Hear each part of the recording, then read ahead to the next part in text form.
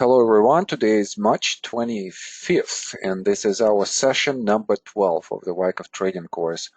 I have a lot of busy stuff here on the first slide. I don't like this. I will redo this next time. It just doesn't look that great, but bear with me here. So I've seen a lot of you started registering for the Wyckoff Practicum course, and there was a question last week uh, regarding the price. I messed up a little bit, to be frank, guys. I came back to my team and I asked them this question, and they corrected me. So for the alumni to take Wyckoff Trading course, and those of you who wanted to do this have already done so. So it's $498 minus $100 rebate, which was before March 20th, $398. And then the practicum is actually the regular price that we have, which is I believe. See, I don't know those prices by heart, so I apologize. Hold on a second. Let me just double check even for myself. Yes, that's what I thought. Yeah, so the price is already $398. That was my confusion. So the price is kind of was the same with that discount. So it's $398 for the practicum. That's the price for 9 sessions. So just register at that price. Oh, hold on a second. This is for alumni. Oh, I'm confusing you again, guys. I'm so sorry. Okay, let's start again. So if you want to register for the practicum, $598 for 9 sessions. That's what it is. And then the question was from the practicum alumni. They have the price of $398. So that's it. But if you feel like I've confused you, come back to me. Let's just say like, oh, I heard this price. I will honor that. So in any way, the knowledge is more important than the money. So just register, and I'll honor any price that you heard of from me, in the previous session. Okay, next. This is the question: will the practicum be offered later this year, or is the April-June timeframe the only one you're given? In September, we will have the last practicum course, and then we're going to switch into Wyckoff Trading course Part 1 and Wyckoff Trading course Part 2. That's how it's going to be for beginning of September. But yes, in September, the last practicum cycle will start. So you could do it either in summer or in fall. Then the next, well, this is just a comment. Okay, great. You can read those guys by yourselves. Next session, April 1st, and let's just see what we're going to study. So today, so this is session number 13. Yes, but this is on April 1st, okay. So today we're finishing volume and price analysis, and then we're going to go into comparative and relative analysis. This is going to be a big deal today. First, we're going to finish that exercise, and I'm going to go myself. I'm going to go really fast. So for those of you who are listening, you on the video, you have to stop. Just kind of take notes, think about it, and then start again. For those of you in the live class, if you have a question, you have to communicate that question right away, as I'm going to go fast. But we will be done with the group exercise today. That's our priority number 1. And then we'll jump into that comparative and relative analysis. We'll talk about this. I'll have a homework for you on that, which is going to be a lot of fun because we're going to combine comparative and price analysis. And all of the studies today are going to be with Home Depot. And then session number 13 will continue our comparative relative analysis conversation, and we will look at the top-bottom approach filtering. This is where you look at the market, then you look at the sectors, you look at the groups, you look at the stocks, and then we'll talk about some other ways of how we could get the information for our selection process.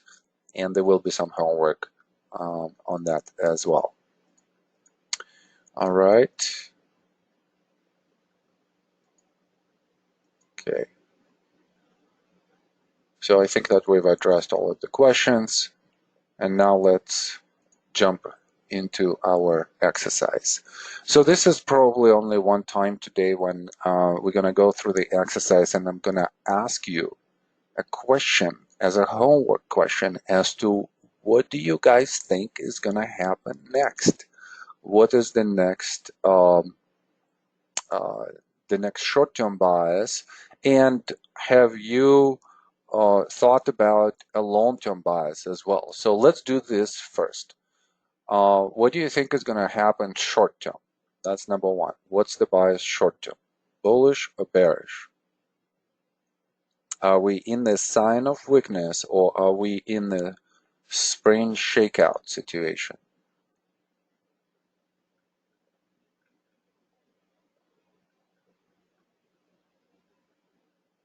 Okay, I see some answers are coming in. I want more. Let's see more. What do you guys think short term is going to happen here?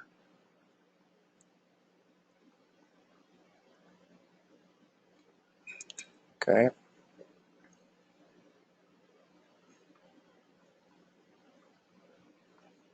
Okay. All right.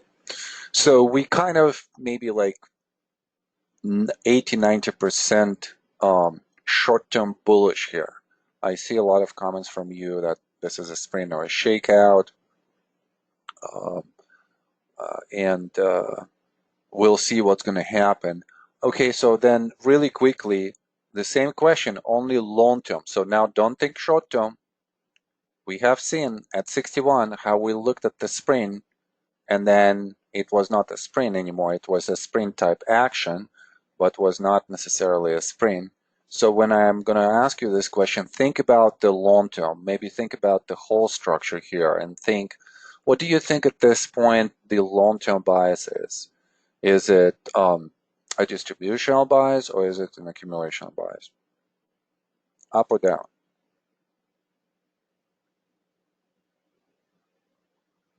Okay.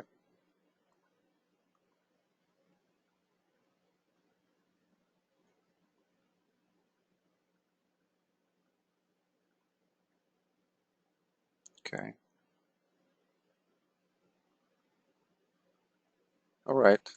So we are somewhere like 50-50 here on the bias. Hold on a second, guys.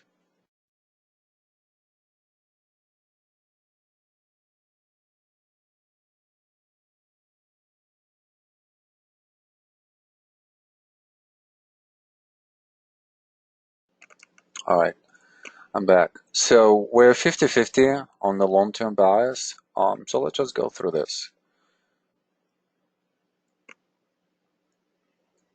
All right, so here's our trading range as defined by the sell-in climax. We see this very clearly through the volume signature, through the spread analysis, and through the confirmation as to what has happened afterwards. So we're seeing two types of changes of character. One is very big one to 46. Another one is more local. We'll talk about this in the practicum as to how we actually label this, what it means, and so on and so forth. But this is your phase A. Phase A is defined by the stop in action itself, sell-in climax, by the change of character that happens afterwards as a confirmation that the trend has been done, and we are going from switching from one environment, which is the trending environment, a downtrend, to a non-trending environment, a trading range, a consolidation. And then we have series of tests at 44 and at 50. And that's the definitional book example of phase A, where we have all of those elements. We're not talking here about the preliminary support as an element of phase A, but those three main elements: stop in action, change of character as an automatic response to the previous move to the downside, and testing of that stopping action has happened. So we are clearly in phase A right here. Now I'm gonna kind of quickly go through phase B. We said that 53.55 was an upthrust in phase B. We said that 61 looked like a spring type secondary test as a sign of weakness in phase B still. Now let me talk about a little bit about this here. Secondary test as a sign of weakness. So we don't necessarily have in the method this particular definition. We don't necessarily have this definition either, spring type. Usually Wyckoff would say that this is just a secondary test. Now, the way how Hank was teaching the class, he would say that this is a minor sign of weakness. So combining those two ideas, that this is a test, but it acts as a minor sign of weakness, meaning that this minor sign of weakness would have some kind of either emergence of the supply or deteriorating demand, which is poor. And both suggest a retest. That's the idea behind the minor sign of weakness. The idea behind secondary test is just testing what? Testing previous lows. So testing phase A lows. So in WTC, we just combine these two elements together. So we know that it's a test, it's a secondary test, and because it shows that weakness, because the price temporarily commits like a sprint type commitment below the area of the support, we're going to say that either supply is still present there or demand is not that active. In this case, it's all about demand, so demand is poor. And we could expect some kind of retest that we've seen at 80.81 and 19.91. Those are going to be the spots where this retest of 61 is happening. So don't be confused about, some of the essentially non-conventional semantics that I'm bringing here in this classroom. I am interpreting the method in my own way. So I'm showing you my interpretation. Doesn't necessarily mean that, this is the original Wyckoff label. And actually, Wyckoff did not have the labeling of a spring. Wyckoff did not have the labeling of the phases as well. That came later with some other people from SMI. So it's kind of ironic how it all unfolds. Oh boy. Yeah, it just got to me, what has happened there in that conversation. Okay, so 70 to 75, another upthrust, and again, we were thinking that it could be phase C of the distribution, but then if that was an upthrust in the distribution, we would have a commitment below 61 on the sign of weakness, right? And we don't see that. 80 and 81 is actually a higher low. So being that a higher low, we're thinking, and then 90 come in as a higher high, then we know that this upthrust between 70 75 is just an upthrust still in phase B. And sometimes that happens, right? We're going to have multiple tests in some of the stocks at the support level, multiple tests at the resistance level. So what does it mean? Why is it not just 3 tests? And this is a great example where I give you something, guys, a shortcut. Remember what I told you about phase C, right? How are we finding phase C? Well, this is test number 3. This is second point of fear. So those are most common scenarios that should happen. And then we're going to have more uncommon scenarios like this one, where we are going to have multiple tests, more than 3 tests. And we have to manage this And we still have to mentally stay in this game if we want, to follow this particular instrument, this particular stock. So in this case, there are actually more tests here. So upthrust in phase B, then going into the higher low, again, we were thinking maybe phase C. We did make a comparative study of the supply between areas of 76 and 81 and compared that to the area of 59 and 66. And our conclusion was that we actually have more supply between 76 and 81, even though it makes a higher low. And therefore, the rally is not going to be as great as we saw from 61 to 73. That suggested another upthrust. We didn't know exactly what kind of upthrust we're going to have.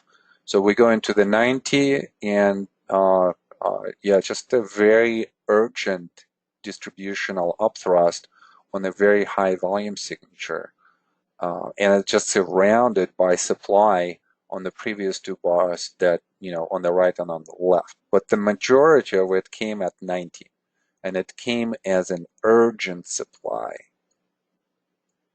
That suggested a short-term trade, which we would be closing at the close of this bar if we do not follow intraday action.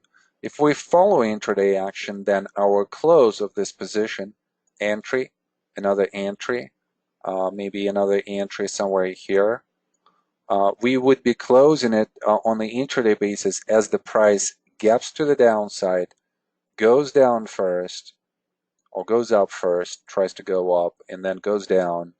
So then as it rallies back above the low of 61, this is where our intraday exit would be. So exit intraday. And again, this is something that is being discussed in the more advanced classes, but you could see the logic of this, right? So important support. You have so much gain, you don't want to give it away. And you probably close in this position right away because you still have a lot of volatility, you have a lot of participation, and it looks climactic. It goes through the support level, not only one, but two. So as the price starts to come back, you realize that there is some value here, short-term, and maybe even long-term value if you're thinking accumulation for institutions.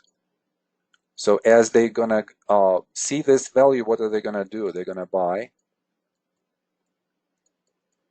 and this institutional buying is gonna create a lot of momentum to the upside. So you want not you don't want to be caught up in that momentum on the upside. So you want to liquidate the position at the extreme point of value for institutions where they are starting to aggressively buy the stock. So that would be your exit right here, and then exit at the close. And we would be done with that short-term trade. And at this point, this is what we're thinking. We're looking at this whole labeling and we're thinking, well, 90 was supposed to be a major sign of strength. It didn't materialize. There was an urgent supply, and it drove the price back to the lows of 40 and 61. What could this be? If this is a distribution, and if 90 is a distributional top in phase C, effectively an upthrust after distribution, then we should have a sign of weakness after this. And we should explore whether this is a sign of weakness. If this is a spring or a shakeout in phase C for the accumulation, then we should see specific characteristics as well. Not only that, not only the characteristics of the way of how the price travels down, we would explore, but we also would be looking for a confirmation of one over another. This is going to come later because we're going to look at the retests and we're going to see what kind of rally we're going to have. Is it a strong rally? Is it a weak rally? How's the testing going? And so on and so forth. And then we would seek that confirmation.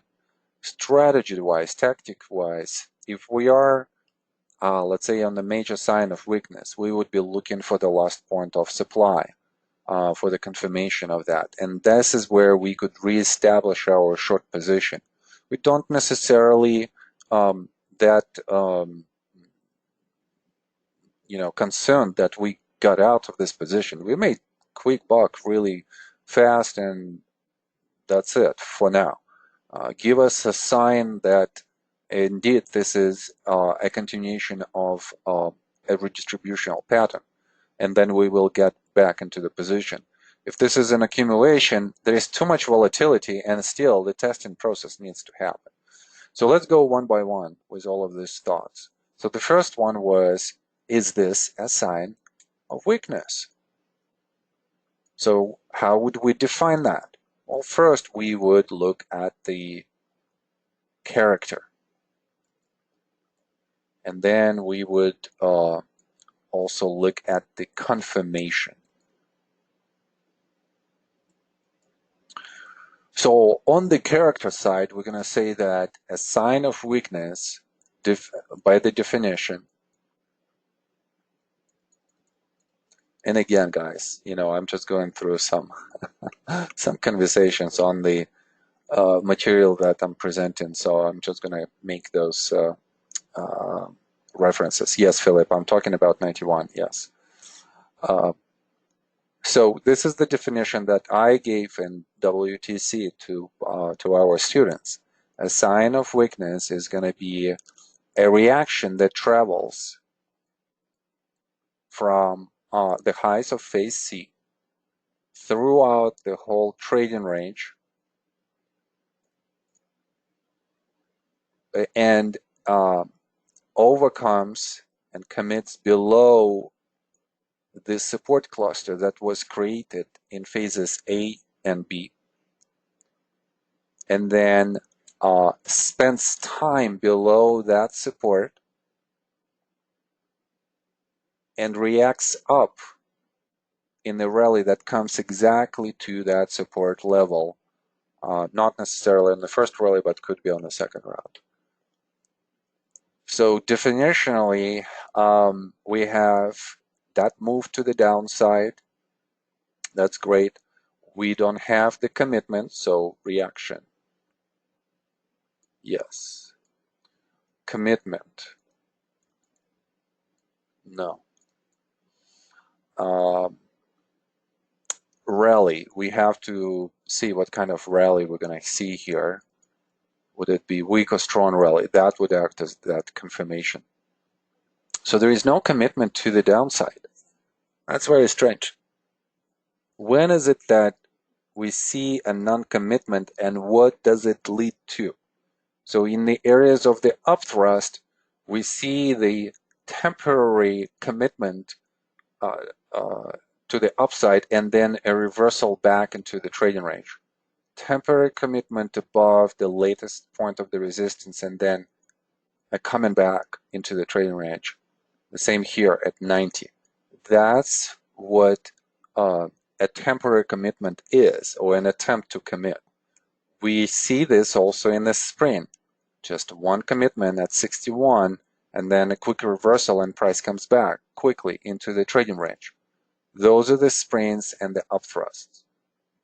A sign of weakness as a sign of strength is going to show us an ability not just to temporarily commit above, but to spend some time there. It's as if above the resistance there is a limited selling for a period of time that exists, and still some bullish sentiment, let's say for the sign of strength, still exists above the resistance for maybe multiple closes.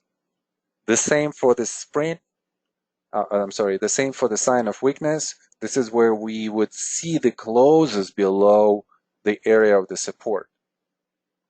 And one thing that we don't see here, it's that. Look at the bar number 91. They open and they close almost at the same spot. And it's actually close to 1/2 of the trading range. Again, the question here that we would be asking here, just based on the definition of the sign of weakness, where is our closes for the sign of weakness? And we don't see those. So it's only if we would come back to this and we would see some closes below the now even 91, then we would be thinking that yeah, this looks more like a sign of weakness rather than a spring. But we don't have that. And then on the spring definition, we would see that temporary commitment or attempt to commit. An attempt to commit is going to look like this, where you have the intraday tail below the area of the support that tries to commit on the close, but only commits on the intraday level, and then the price comes back above the support level. And oh boy, do you see that, guys, how quickly this price comes back once it goes into the oversold below 61, and then institutions are quickly picking it up and rallying it back in one day. So if we would be looking at this from a different perspective, imagine that we're looking from this from the perspective of the close and not from the perspective of the highs and the lows on the bar, then our close would be right here. And we would never even see this move to the downside. Instead, this is the lowest close here, and then this is the lowest close here, and then this is the lowest close here. Instead, we would be saying that based on the close, we are actually making a higher low here relative to this close, or relative to the close around 61. So we are progressing each time with that close. And we actually progressing each time with the close to the upside as well. Even though there are some, this is maybe, yeah, slightly up. Even though those are up thrusts, but look at what's happening here with the closes on the rallies as well. So we're seeing higher highs, higher lows. So there is a little bit of a hidden bias here. It's not necessarily a technique, but we just want to observe this, all right? So don't make it a plan, a part of your plan to look at at the trading range like this, because not always you're going to have a spring like this. And this is looking more like a spring, like that attempt to commit. The only problem with this spring is the volume signature. It's still very high, but we know that with the spring number 2, we could have increase in volume signature and lower low on that volume signature. It's just that we want to see just either one day commitment, one bar commitment, or just an attempt to commit, and that's exactly what happens here. So now that we're thinking that this is a spring, we're thinking, okay, we're glad that we are out of our short position.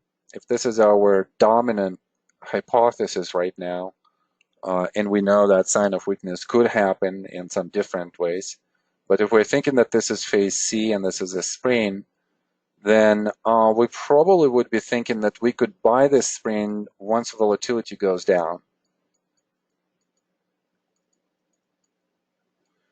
Or we could even have like a very small probe position here.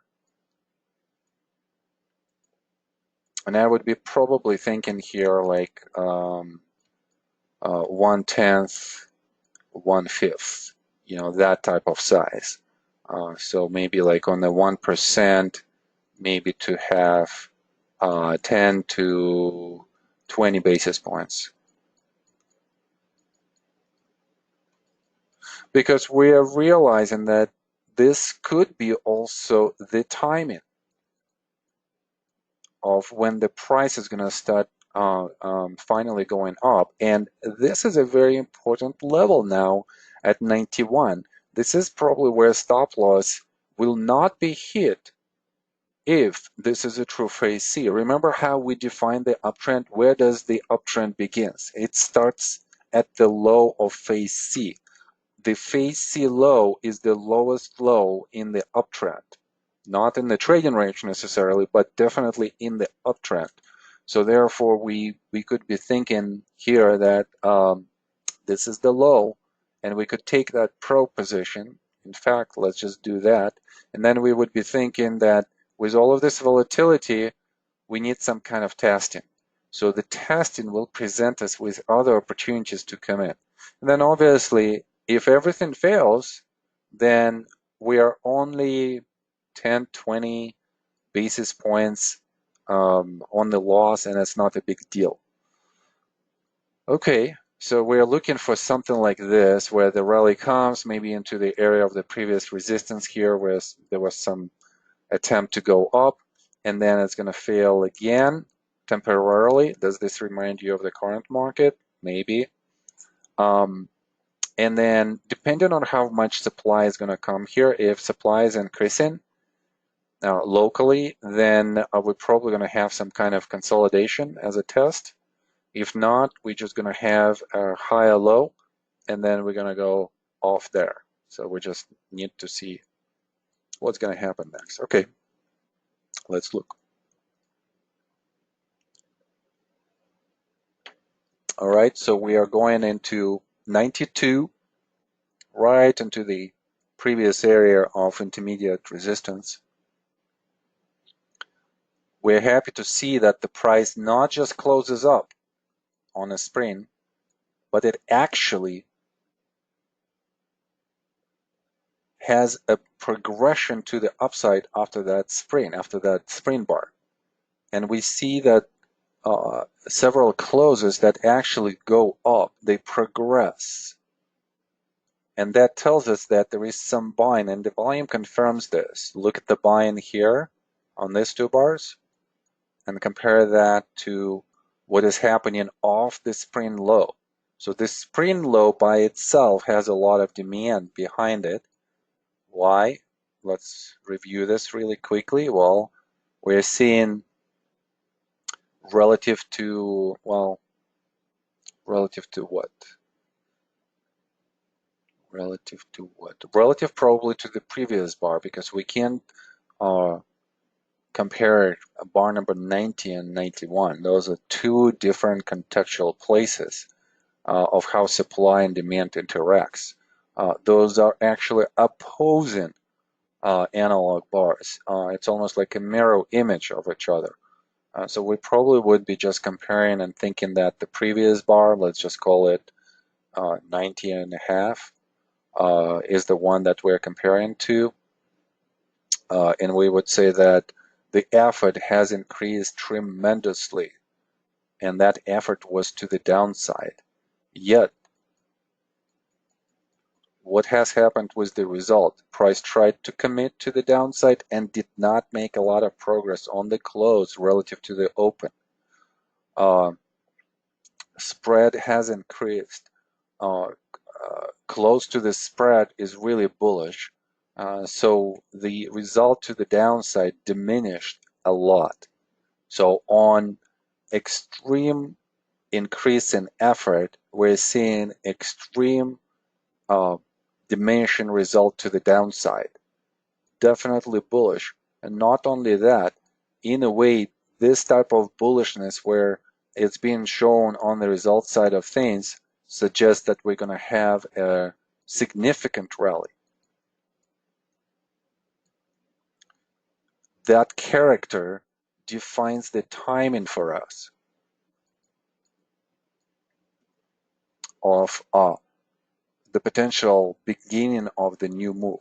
We also could compare that bar, that spring bar, to the previous bars of the same quality where we saw some kind of momentum kickoff.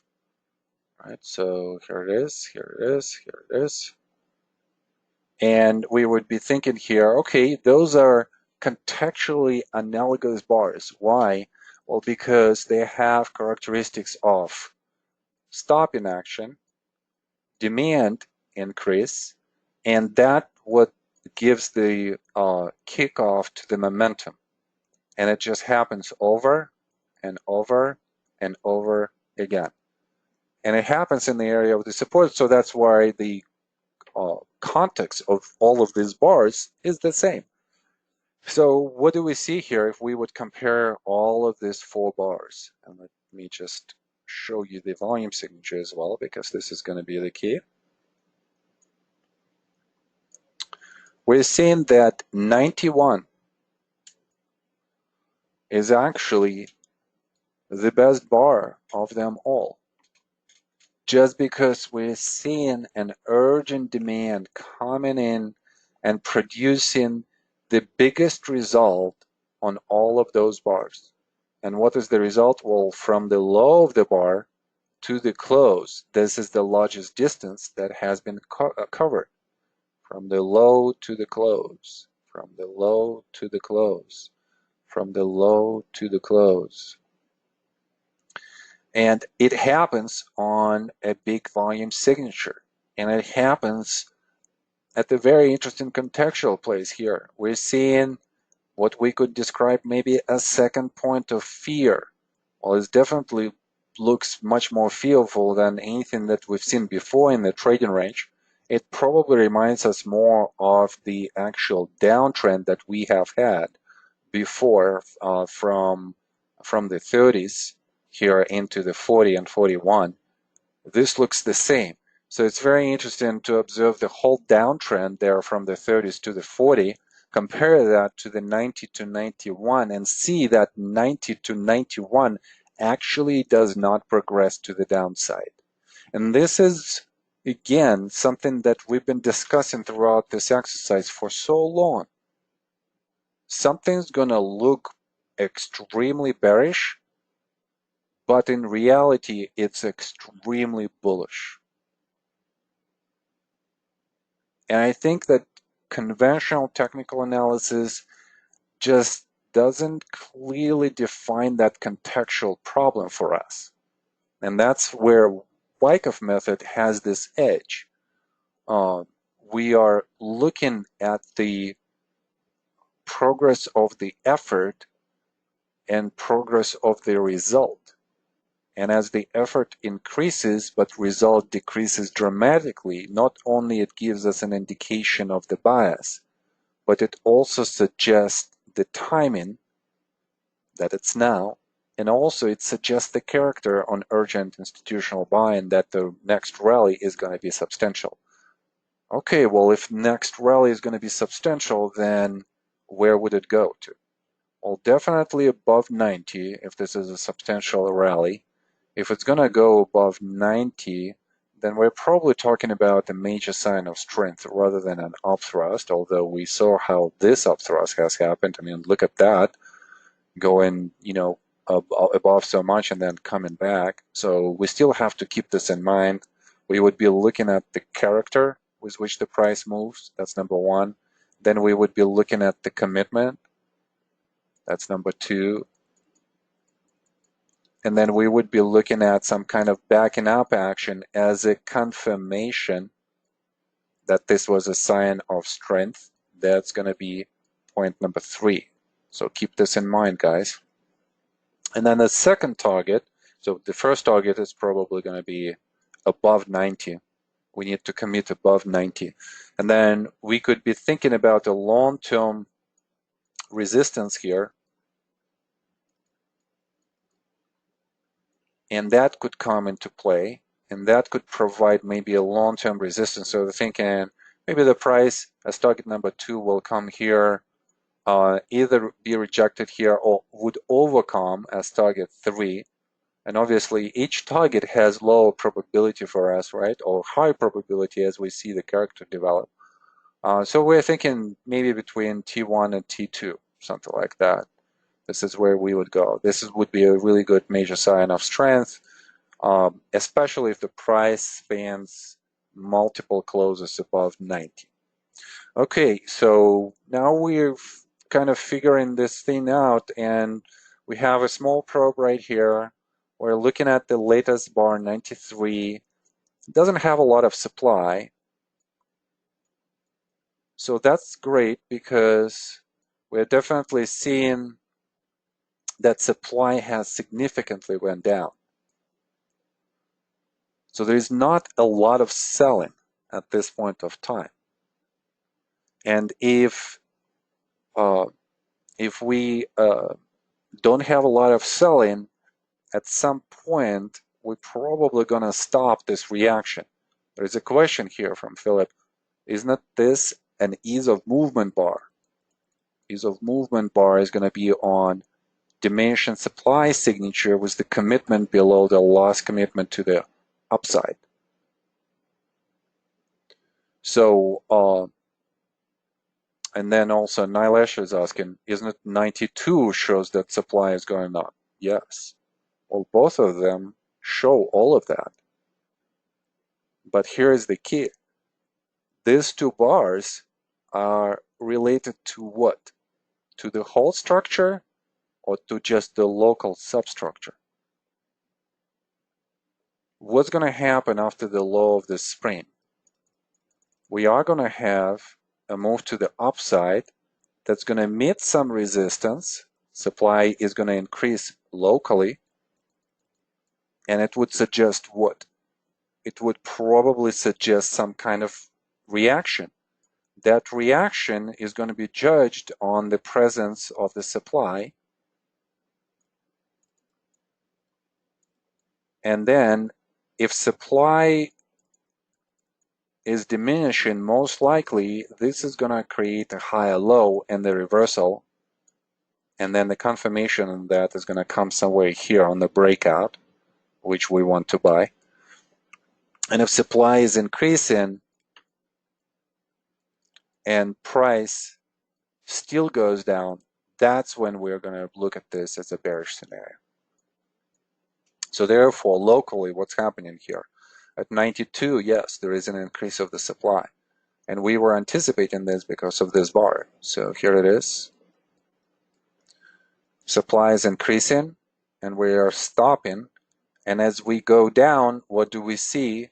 Well, we see that supply is actually, somewhat average for this area, or one of the lowest supplies in this area.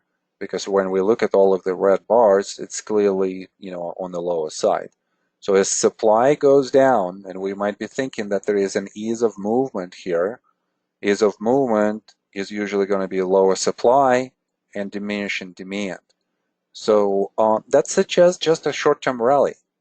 We still could go up to this point somewhere here and still could create a higher low out of this. This type of reaction would suggest in accumulation that we would do something like this. If the supply could only take us down maybe to this low right here, then it would suggest that if you have a trading range, it's probably going to be much shorter just because supply is lower. And then we're going to have a breakout, and then we're going to have a breakout. So I think it's a question here of the duration of that test. That's number one. And secondly, if that test fails. It's not that your comments, guys, are not correct. And, so I'm really happy that you see this. Increase of the supply, ease of movement, but that only suggests a short-term reaction for now. And only if it fails, then we would be talking that, yes, indeed, this was an emergence of the supply or something like this. Okay, let's see what else.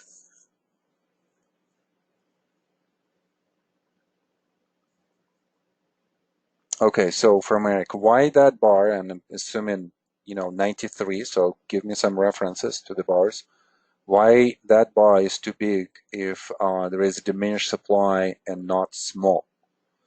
Yeah, so again, we could have result increasing on diminishing effort, right? So we have diminishing effort here to the downside, and we have increasing result to the downside. So that suggests a short-term reaction. And that's what we are looking for. Once we understand that the reaction is going to happen, we want to understand what is the character of that reaction. All right, from Charles. What about the probability of 3 up bars ending in 92 being short covering? Is there a signature for short covering? Yeah, really good question about the short covering. And indeed, think about all of the professionals, or professional traders that are opening positions everywhere right here. So all of the spots that I'm indicating, those are going to be where position could be opened on the way down. So they are extremely heavily short. Actually, one of the traders in this stock is going to be me. I'm loving this type of situations where very quickly, we could gain a lot of profits, and it's only because we're seeing this opportunity and we understand the character with which the price is going to travel. So we are extracting the most optimal value through the bias, timing, character, instrument, leverage. So what I would be doing here, I would be closing on the way up. And that's what's going to bring, as Charles suggests, some short covering. But look at this signature right here. This is the second largest volume signature on this bar, on this chart. So do you think this is just a short covering? It cannot be. It has to be more than that.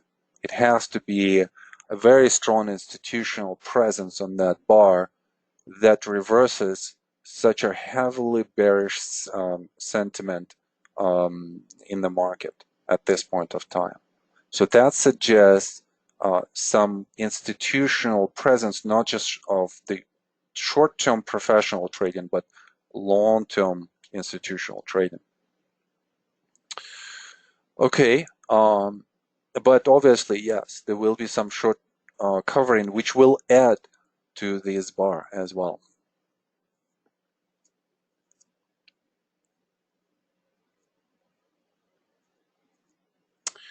Okay, so I think we're going a little bit too much into the details here, but let's address this. From Philip, can there be such absence of demand after such huge demand in 91? Why is that? Big rally needs big demand. Isn't warrant such disappearance of demand so early? Well, look at 61, right? What do we observe here? Demand comes in heavily. Actually, take 40 as well, and 41 too. Right? Demand comes in heavily, and then what happens with the demand signature? Nothing, right? Until it increases here, until it actually goes into the second stage of the advanced and third stage of the advanced. So this is the first stage.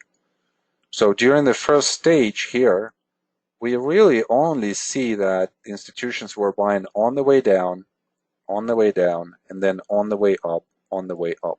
That's it. Nothing else. Here, it's the same. Buying on the way down, buying on the way up in one bar. And then there is some buying here. And by the way, that buying, if we would be comparing this buying to everything else, what we've seen, so let's say, here's another bar like that, right? So buying on the way down and then on the way up. The next two bars, look at their volume signature. The next two bars or three bars, look at their volume signature. The next two bars, look at their volume signature, and look at the analogous bars here. Where would you say, Philip, that the demand is better, that the demand is more present, that the demand is actually resulting in a better progress? Probably in the last case, as you say. Yes, we're seeing both the volume signature increase, suggesting that demand is more at this spot than in the previous momentum kickoffs. That's number one. Secondly, we're seeing that demand is actually producing a better result. We're seeing a better progression from the latest close up in the same analogous type of bars.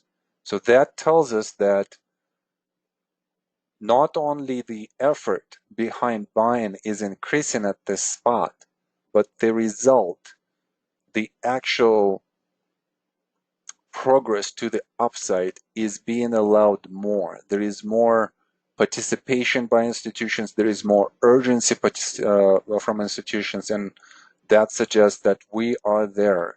This is the timing right now. All right. Another question from Nilesh. Volume does not match with any of the volume phase analysis schematics we studied earlier for accumulation, or am I reading the volume progression through phases incorrectly? Actually, it matches perfectly. Okay, Nilesh, I'm gonna unmute you really quick. So what is the volume phase analysis schematic that you are referring to? Let's start from there. So, sure. So what I was looking at is, so phase A volume, right?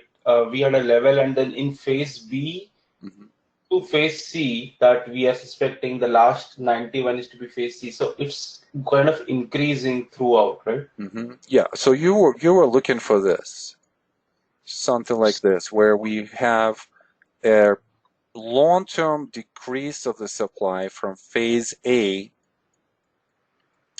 to C, but we are seeing maybe a local increase of the supply from phase B to C. That's going to be the most common volume signature. But we also had some variations. Remember, there were 4 variations on the supply signature in the accumulation. One of them, and I'm going to mute you here, thank you, Nilesh.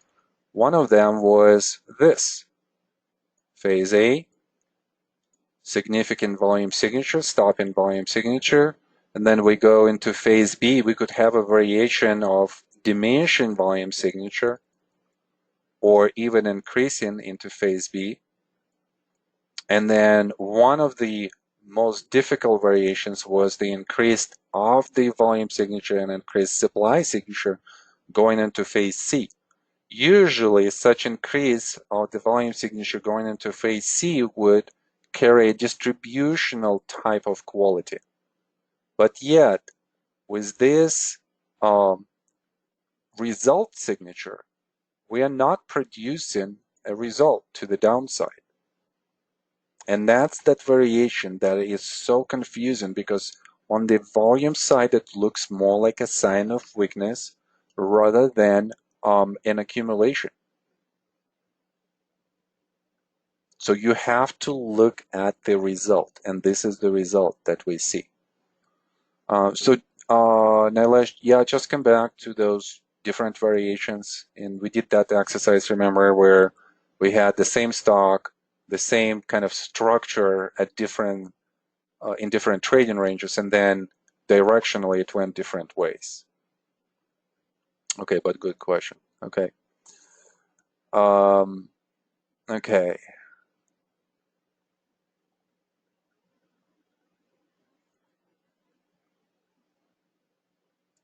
All right, so now let's just say, and I'm taking this as phase B. This will be in phase B, but remember, we want to look at what? We want to look at the supply signatures at the areas of the testing, right? Because this is where supply comes.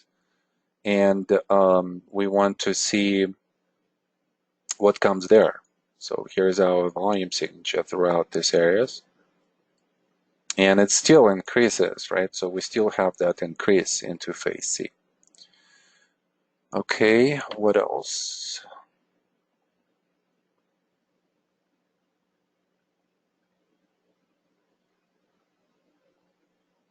Okay, Armand is saying, okay, so if 91 is a spring on a huge volume, it is a sign of weakness.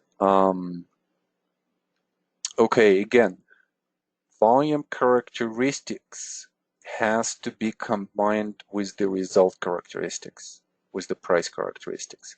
And I agree with you that sign of weakness would occur on the increased volume signature. But also a sign of weakness would commit below the support, and we don't see this commitment. A commitment below would be the close being below the area of the support. All right, guys, I think that we are done here. We've spent too much time on this, so let's just go on. I really would like to finish this exercise today. So we were expecting a reaction based on 92 and 93 reading. Here's this reaction. Here is this reaction. Would you say that it's a bullish reaction or it's a bearish reaction? And do you guys see how it's dangerous to make any long-term assumption about 92 and 93 at that point? Because you don't know if supply comes in. The key is not to react on the supply, right? I'm trying to think about the analogy. The first thing that comes to my mind is rain, right? So if it drizzle, it doesn't mean that it's gonna storm, but you know that it's gonna rain. So you want to make a judgment as to what kind of rain you're gonna have. I don't know, maybe in the next 30 minutes, and make that assumption about the whole rain. So it's the same thing here. You know that supply comes in, there is a drizzle of supply, and you have to make a judgment of uh, what kind of reaction we're going to have when it occurs, not before. And we see with the down bars not being able even to commit below the low of the bar number 93. And this bar right here is an inside bar, so we can't really consider this a commitment to the downside. So this was 93 on the ease of movement was the biggest result to the downside, bullish or bearish. If that's the only, if this is the only thing that supply could do at 92 to stop that rally off the 91 sprint, then I think we are okay. We're not coming back even what one half of the move to the downside. It looks structurally very bullish. If you also want some kind of confirmation on the character, look at the spread. Spread is starting to diminish. And then looking for the confirmation on the volume signature. Volume is starting to diminish as well. What does that tell you? Well, that tells you that supply is diminishing. There is no selling. And the price stays in one half of the range, of the long-term range. After such a volatile event. What does it mean? This means that whatever buying has come at 91 and on the subsequent 4 bars, that buying is substantial. And we don't have any more selling. So therefore, we would be thinking of adding to our position. And this is the test. Swing 27 is our test. So this is where we want to spend the majority of our tactical time. Where would we be opening the position?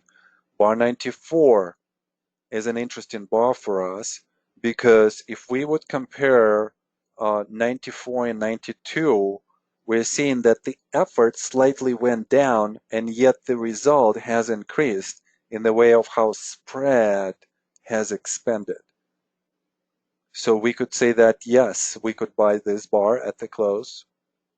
Then we also could say on bar 94, we see a little bit of the supply tail and effort is somewhat elevated. So therefore, we are going to have another reaction. So we could buy off that reaction. And we could do that on the way down, and we could do this on the way up. Well, let's say that we're more conservative. We need confirmation. So maybe what we could do is we could get into the position here with the stop buy or here. This would be the level based on the high of the bar 94 and based on the last red bars high. This is the area where we would be thinking if the price goes through this area, most likely we are breaking out above 92, 93, 94.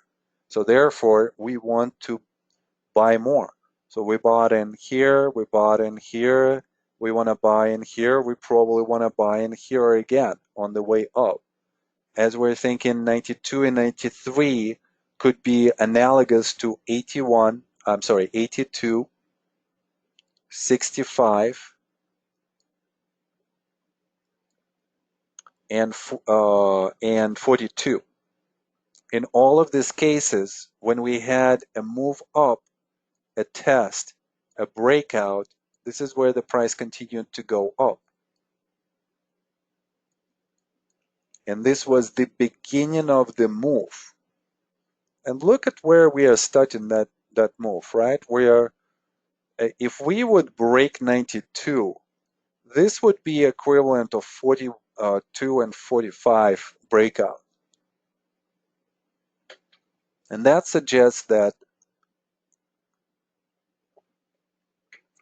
with the anticipation that the character of the rally is going to be better, that suggests that we're probably going to go into a major sign of strength. So therefore, we are extremely aggressive at this spot. We basically want to buy anything on the way up that gives us some kind of opportunity to get into the position. All right, let's look at bar 95. What do we see? And what would we be comparing this bar to? So effort is going down. What happens with the result? And let's see what you guys are going to answer here. Effort goes down. What is the result of this bar? Increasing. Yes, of course, it's increasing. It's committing to the upside, right? If we would take this volume signature, this volume signature right here, this one has some supply, so we can't really use it. So this was the highest. We might be thinking, the breakout, but the effort is going down, so we don't have enough demand to commit to the upside. Well, then at 96, we definitely see that, right? So 96 commits up above 95 and above 92 in such way that negates, overcomes all of the demand bars that we have in this area. So that just confirms that. That confirms the breakout, but let's come back to 95. I think it's a very interesting bar. What you would be comparing this bar to? You probably would love to find some analogs that are similar contextually. 84 would be that analog.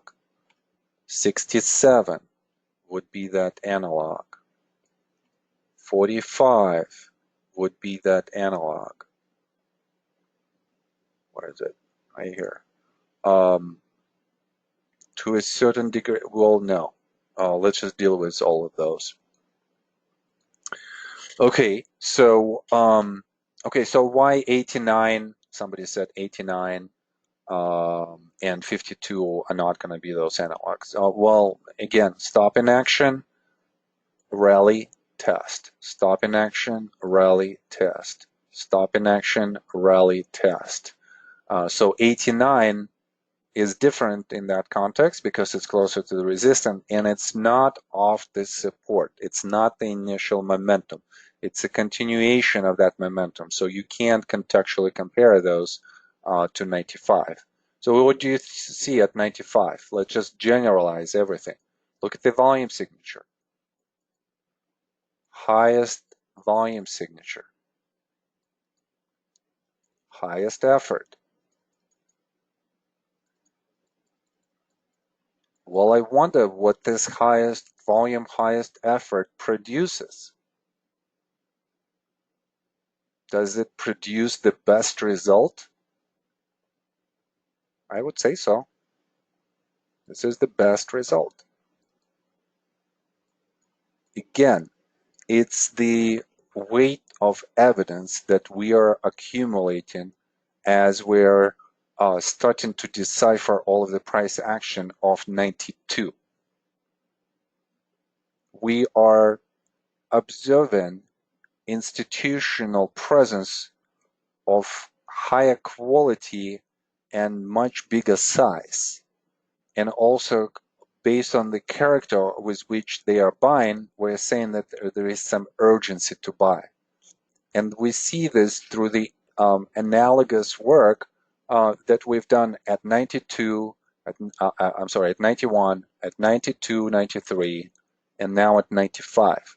And at all of those spots, it's just screaming at us that institutions are really interested in the stock.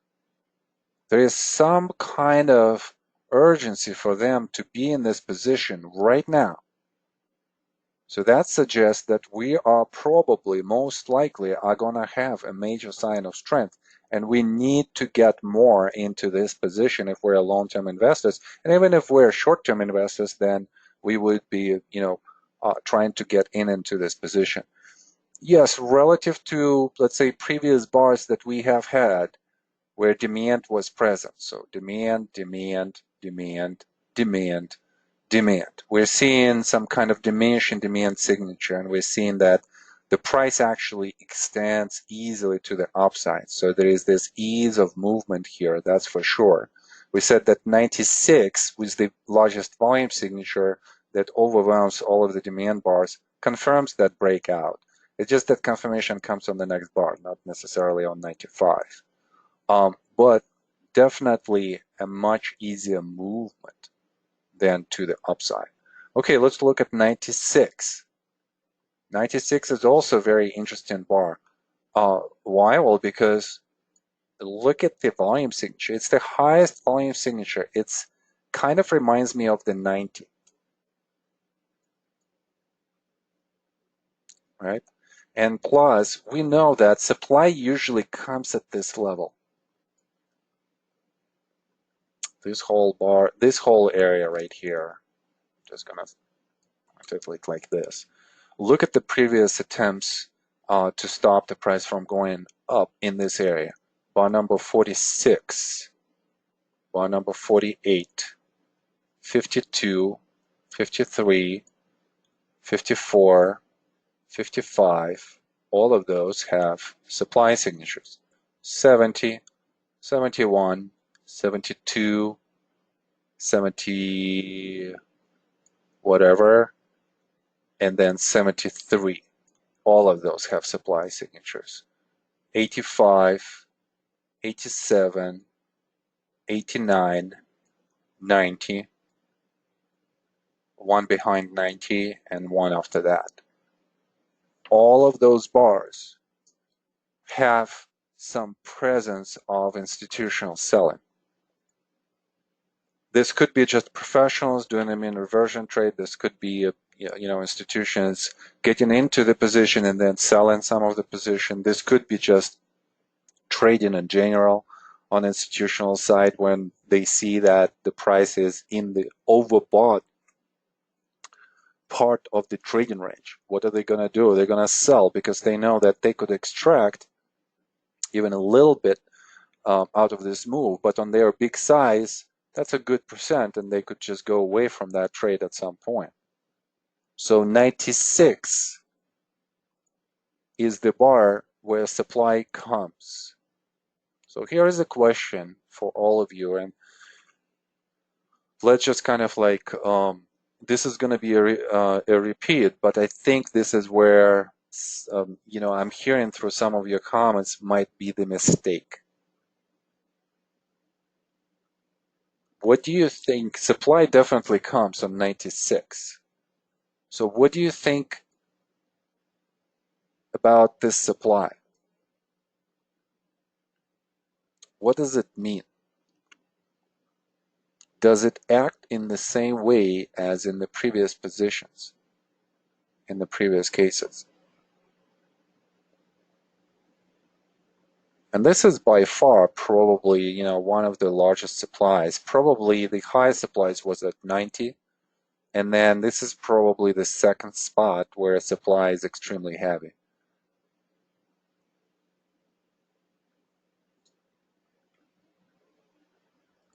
Okay, well, let's look at that. And again, I think that it comes maybe from just a conventional technical analysis. Whenever I hear from students that, well, supply is there, so the price, this means that there is selling. Yes, but there is always selling. There is always somebody's buying and selling. So then how would the price go up if somebody's always selling? Well, it's all in the way of how supply is being observed.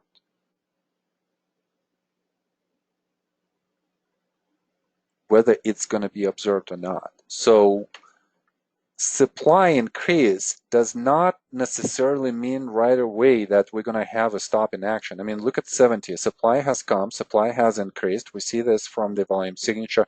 Does it mean that the price right away went to the support level? No, it requires time, right? So change happens through time. So if supply increases, we're looking basically at two scenarios. Is supply being absorbed? And then the price, meaning that the price will go up, or, and this is the key here, let me see who gave me this comment. Philip, yes. So this is the key here. Or would supply produce an increase in the result to the downside? If that's the case, then the price will go down. So what do we see here? First of all, the price gaps up quite significantly.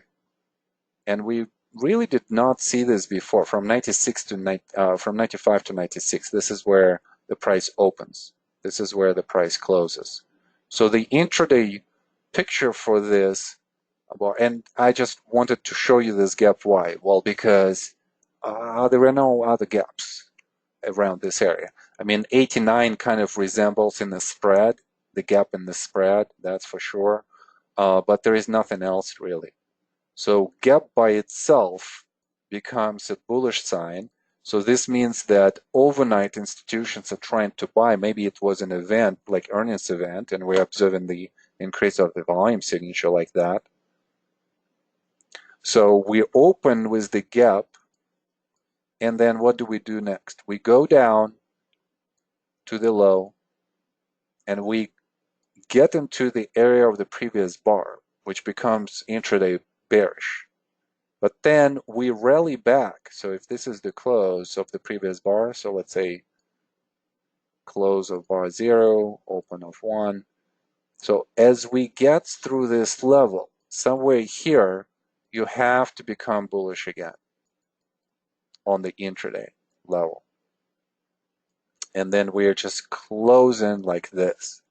So whatever supply has come and increased, what happened to it? Has it been observed by the end of this day? Most likely. We came back to the close, and we are kind of like in having one of the highest closes historically here. Where else have we closed higher? We closed higher at 74, and we closed higher at 89. There were no other higher closes on up bars that we've seen so far, and that happened on the extreme volume signature, where we know that this volume spike tells us that supply has increased, and yet we are closing bullishly. Yeah, closing bullishly. I don't know if this is the correct word, bullishly, if there is such a word. We close bullish on that bar. Doesn't that tell us something? Isn't that a great piece of information, where so much supply comes? Again, think about this. So much supply comes on this bar. So much supply comes in this area where supply has come before, and yet such a favorable close. What does it mean? Lots of buying behind. And with such a big volume signature, who's buying? Only big institutions could buy at this point. Weekends are exhausted. They are out of this position. They don't want to see this stock because there is so much emotional pain about it. All of these ups and downs, all of these decisions. We, on the contrary, are going to be adding to this position on this bar if we're extremely aggressive. So I'm showing you all of the aggressive kind of like entries here.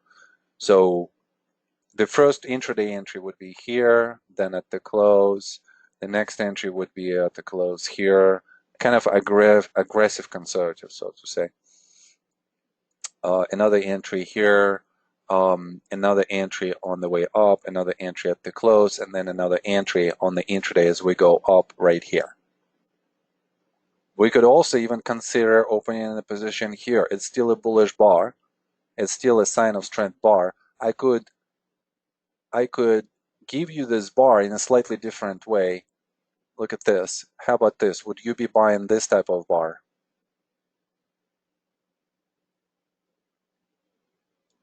Would you be buying the close of this bar?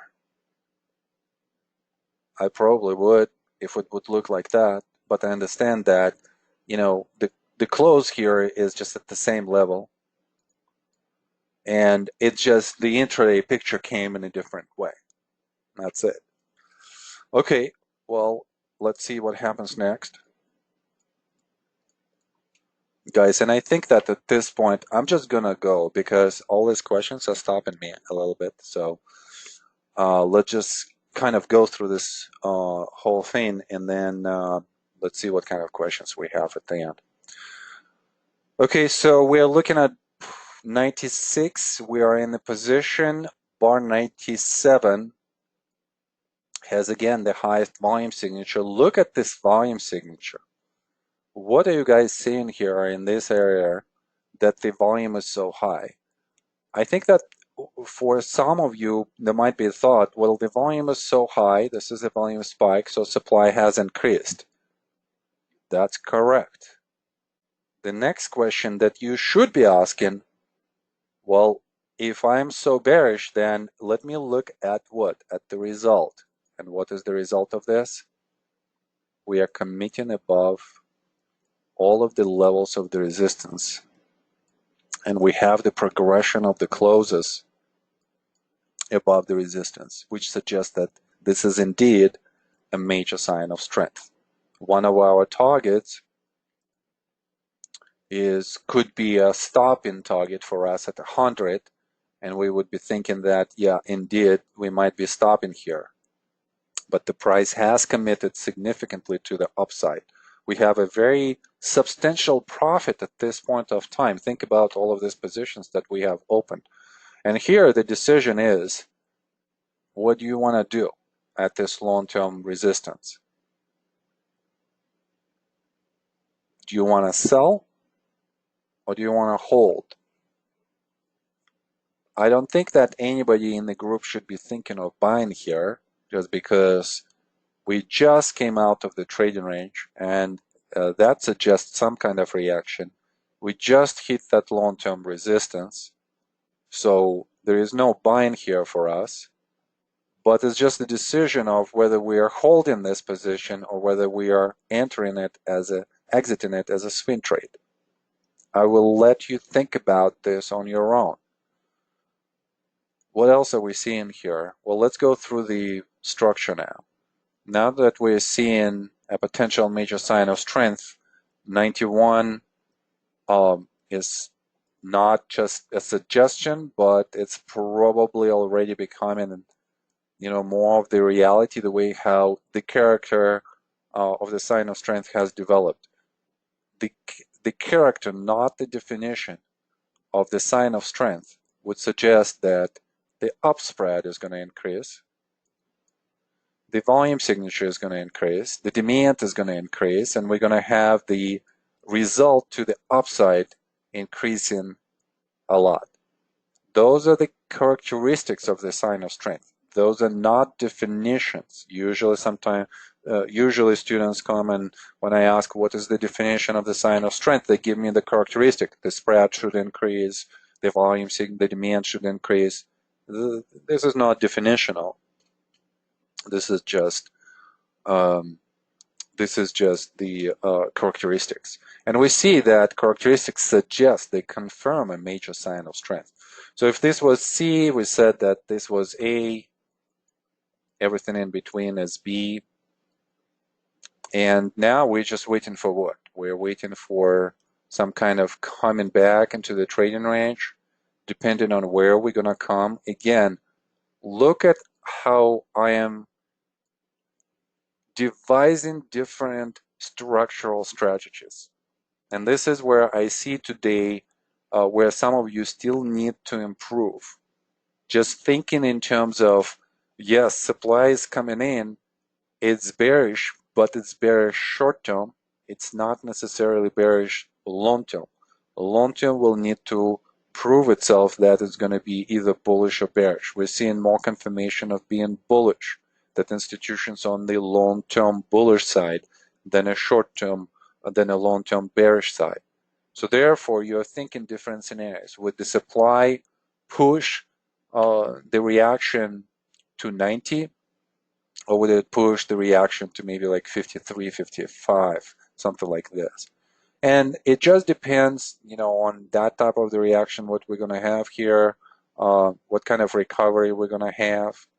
We could have different type of structures, a more bullish structure, a more bearish structure. So we just have to go and just see what's going to happen. But we definitely know that reaction is going to come not just structurally. Look at the volume and price analysis. Big spread, diminishing spread at 100. We're seeing that the next attempt to commit to the upside, less progress on the close, suggesting the diminishing momentum, and then a slight increase in the volume signature suggests that supply has come. Also, supply has increased on the previous bar. So we have two bars where, or rather three bars, 98, demand is going down, 99, supply is increasing, 100, supply is increasing. The reaction is imminent. Here we are. We're seeing next bar, 101, and it has that struggle between the demand and supply. We see that in the bar structure, and the volume signature is relatively high. So if we were thinking that this was an attempt to push the price up, and all of them are, right? 97, attempt to push the price up above 90. 98, attempt to overcome all of this resistance at 1997. It did so. Then 100 to push above again. It did so. 101, another attempt to push up off the initial selling on the intraday basis. And we cannot do this. We can't go higher. The next two bars, diminishing supply signature, and yet ease of movement to the downside on two bars, suggesting that demand is exhausted. And where is it exhausted? Again, in the area of the long-term resistance. Another way of thinking about why this exhaustion of demand happens is that think about where institutions are buying, like huge institutions. They were buying here, here, and I'm just outlining like the biggest bars. And then after that, they are done. They are not buying anymore. This is the value zone for them right now. After that, everything what comes next, there are some institutional buying here, but this is more of buying, of the late institutional buying.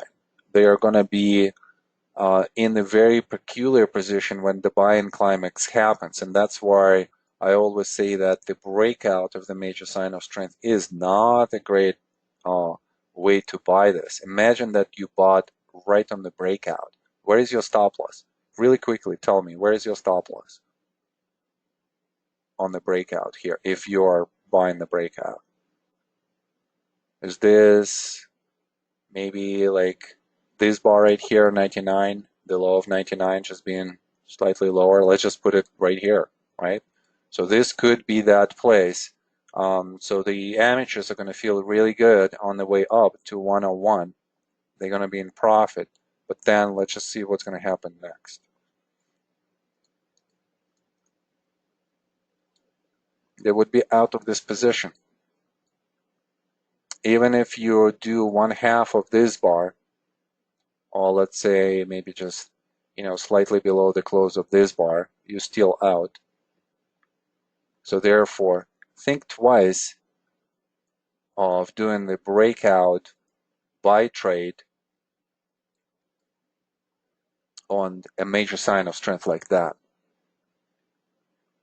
right? And even, Eric is saying below 97. Yeah, that's a good position, but even this, you could see this is very close. You could have be gotten out at that point just on some kind of spring. It's not like it's going to close below it. It's just going to spring you out like this and then come back, and you could be out. So there is no reason to buy at this spot just because of what comes next on the potential backing up action. Well, let's look at the backing up action itself. So what do we see? Well, we see how closes are progressing to the downside, and yet there is slowing of that progression at the end. We're seeing supply signature going down, and that is, if we would take this whole major sign of strength rally, that happens into one half of that rally. That looks extremely bullish. Why bullish as well? Is because demand is so big in the comparison to the supply. Demand dominates supply at this point, not only on the volume signature, but also on the result signature as well. So we're still long-term bullish. And we're short-term, at this point, we're going to be short-term bearish. Why?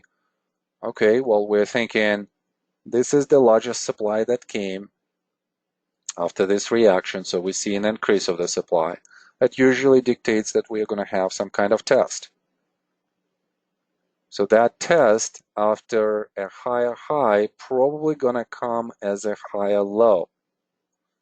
And higher high here is actually a really good sign because it takes lesser of an effort to have a higher high.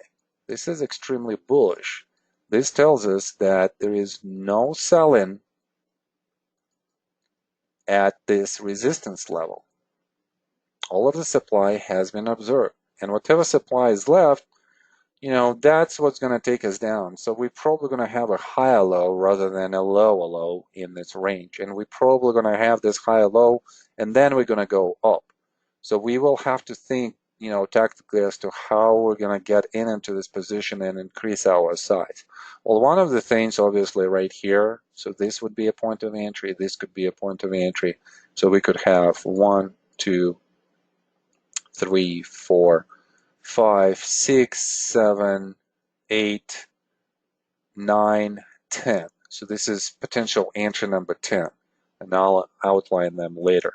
But if the price comes back to the higher low, we could have somewhere entry right here as well. So we want to load out because we're seeing that institutions are definitely want to get into this position very badly and very fast.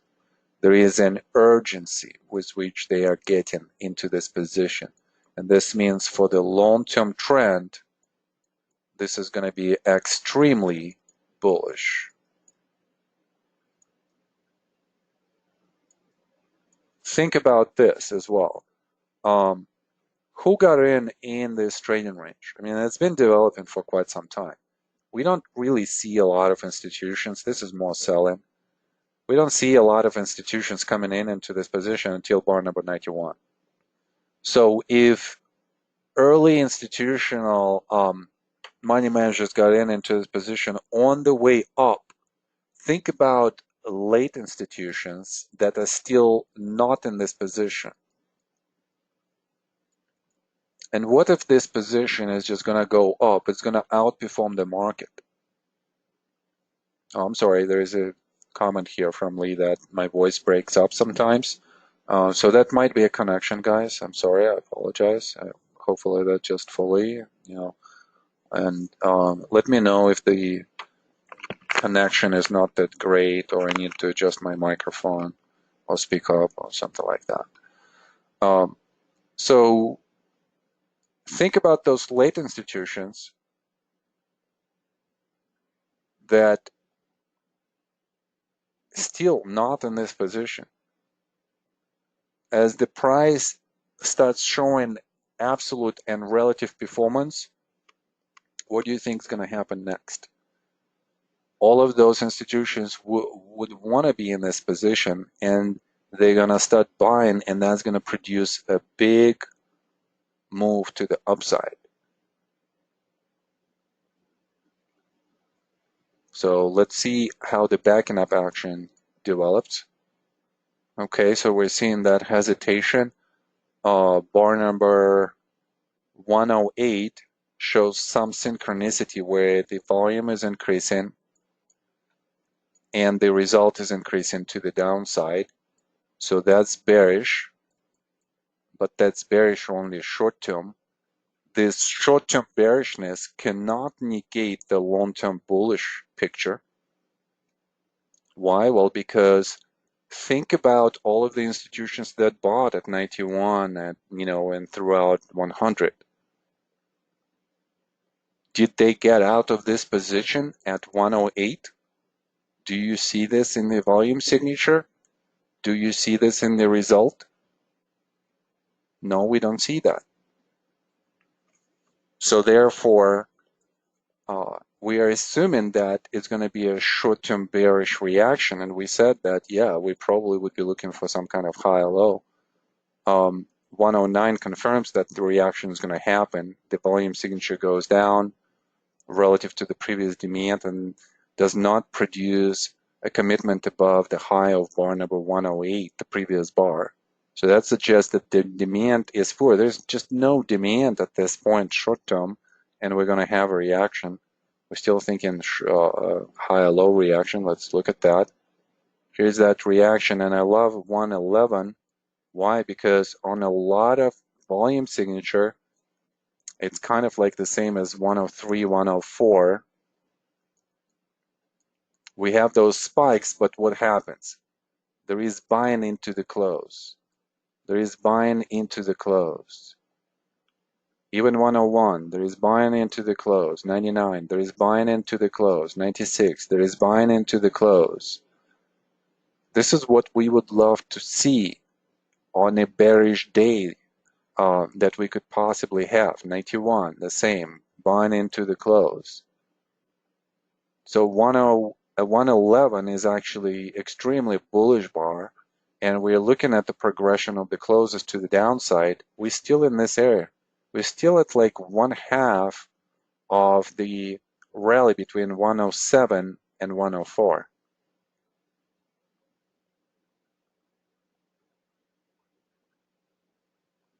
And maybe I'm just thinking, the volume is so confusing because it hides the signature of both demand and supply, and it's really hard for us to see that. We have to develop that skill of seeing it. And then the price candles, also not a great representation of what actually happens by the end of the session, right? Because you look at the tail, and a lot of you are becoming, somewhat bearish. But we have to see the high and the low, because that defines the price action for us during the day, and that gives us an information. It's a very valuable information that we see such a good rally into the close of bar number 111. Number 112, we're trying to commit above the high here. We can't commit, and the volume signature is not that great. Okay, well, maybe there is some kind of ease of movement, but for the ease of movement, we need to commit above the high, and we kind of right there. So it reminds me more of this bar right here. I believe it was 53 than anything else. So we're probably still going to retest, and what are we retesting? Probably we're retesting still supply in 111. So just some kind of retest right here, and then a continuation to the upside. We want to make sure that we're going to add a position on that retest, that we're going to add the position on the way up, and now we could add the position on the actual breakout rather than what we've done here, right? So we don't want this breakout buy. We want the breakout buy after the backing up action when supply is observed at the level of the resistance. That's what we want to buy. Okay, so that's the plan. Let's go and see how we can implement this. Okay, great reaction into swing 31. Look at the spread. The spread is diminishing again. What do we see in terms of the progression of the closes to the downside? Look at all of this. Nothing, right? So we're still in this area. We're still not going below even to these levels right here. We are at the higher low level on the closes, and every time there is an attempt to go below these levels, there is a recovery, there is a recovery, there is a recovery, there is a recovery, recovery. So it's as if when we go into the short-term oversold condition, every time institutions are buying, they're picking up shares at the short-term oversold condition where there is a short-term value for them for their long-term bullish scenario. So where is our next entry? We would be thinking after this reaction into swing number 31 that any close above these levels right here or going through, you could buy on the intraday level, you could buy this close, you could buy this close, then you could buy the breakout if it happens. So we're already into this position quite significantly on quite a lot of points of entry. All of those 1, 2, 3, 4, 5, 6, 7, 8, 9, 10, 11, 12, possibly 13. Okay, let's see. Ooh, look at that. Would we not have that breakout strategy working? We probably would not get in on this bar. And look at that bar. So beautiful. How would you feel on that day? All of this work would pay off. And here is a question of the day. What do you do here?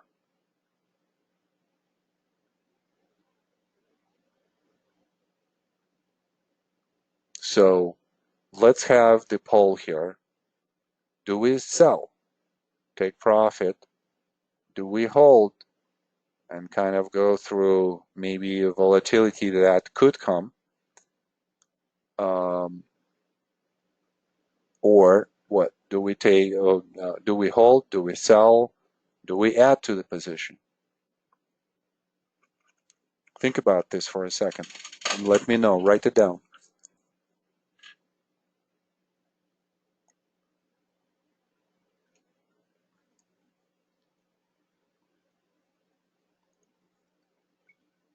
Okay, so we're definitely again divided.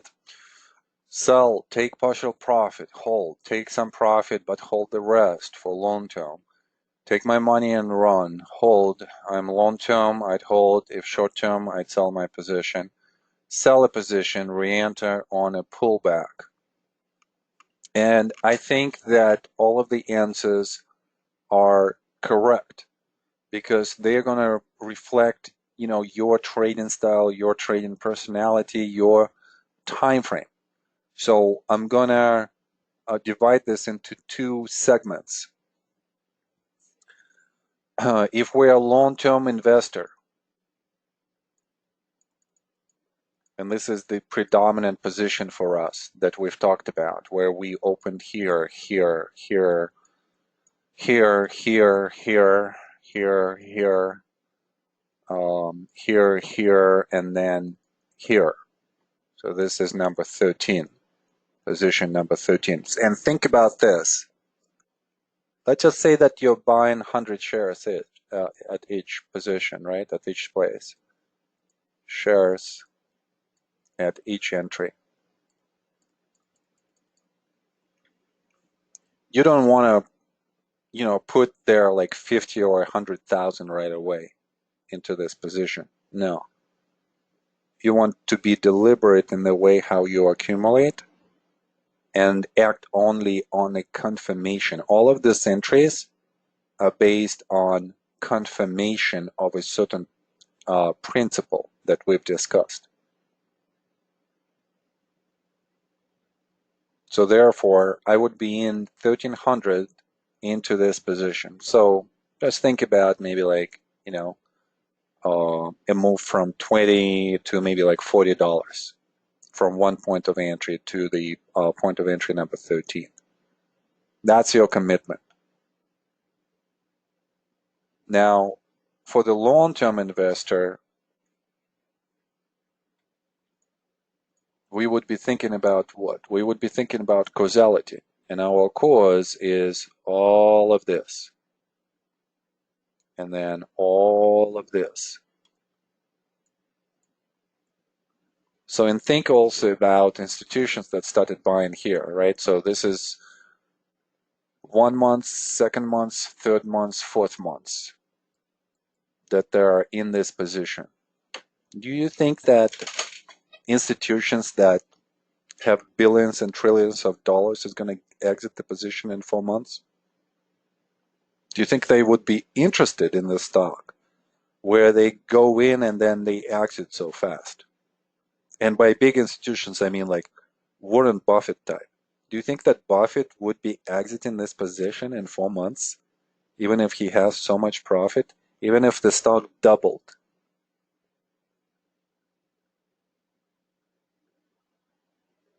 Unlikely. This is not who they are. This is not what they can do. Because of their size, they can't move so fast.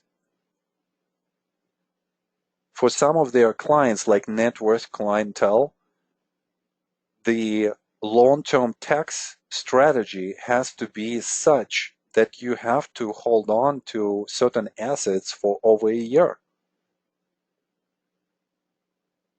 And obviously, getting in and out so fast will produce so much volatility, the profits will corrode.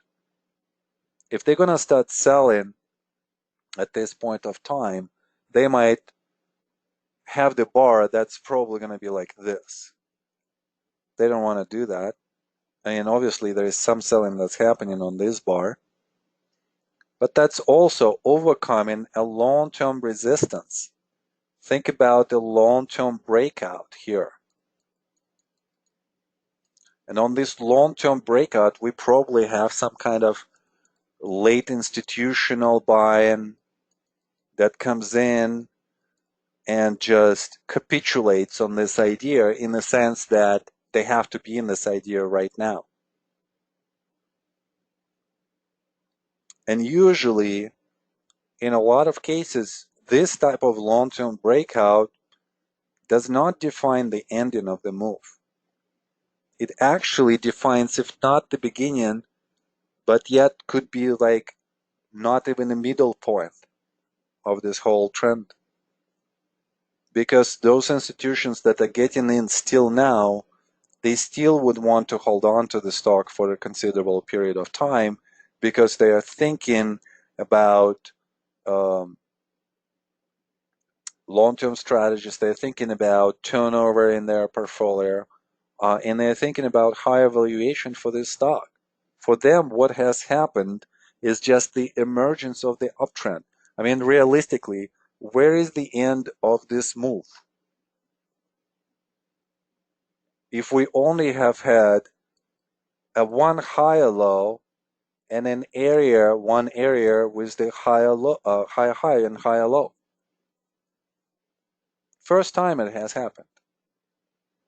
This is where the trend has been confirmed.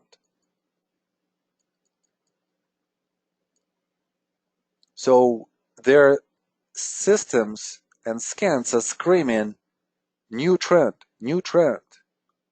You gotta get in. So this bar is exactly that. They're getting in on that signal. And some of them are gonna do this. So for instance, institutional signal is gonna look like this. It's gonna create some kind of, describe some kind of environment. And then in this environment, there's gonna be some kind of trend confirmation. And then there's going to be some kind of tradable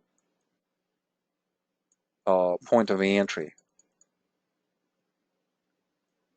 So they're gradually gonna recognize the opportunity, confirm the new trend, and then get into the position. And that's exactly what's happening here. So for the long-term investor, and we're 1300 into this position, there is nothing else to do but just to enjoy this day and just hope that we're going to have a continuation of this day and not the reaction right away. But if we have a reaction, we do want to see some kind of absorption that's going to happen. That's going to confirm that the trend is going to continue and we're not done. For the short-term swing trader,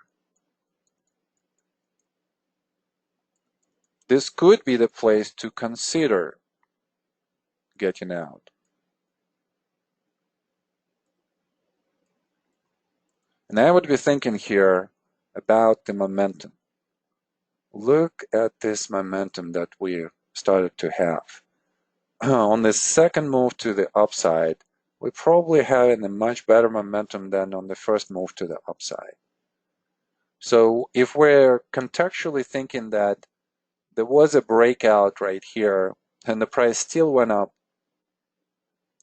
we're probably thinking that the price should go up as well, and it probably should go up much better just because of how much better the price travels to the upside, and it travels from a higher level, and it travels from the point where supply has been observed.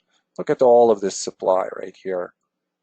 It's just going down gradually as the price starts to go up, an opposite direction between the force to the downside and the result. Everything looks bullish. So we want to get out, but we want to get out at the best price here on the swing. So I would probably measure this bar, the latest bar, and I would say, okay, where is my 1/2? I want to have the stop loss just below that.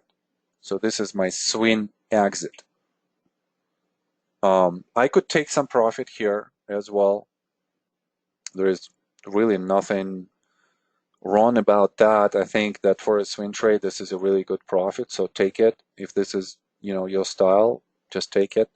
And for those of you who, are capable of waiting to see what momentum is going to bring, just stay in this position.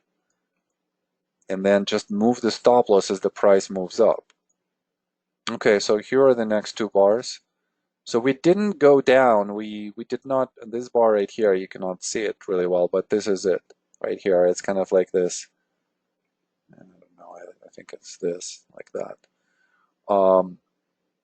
Nothing really happens, but supply comes in, and we're seeing that the result to the downside is not that great. So supply is being observed. Therefore, short-term bullish.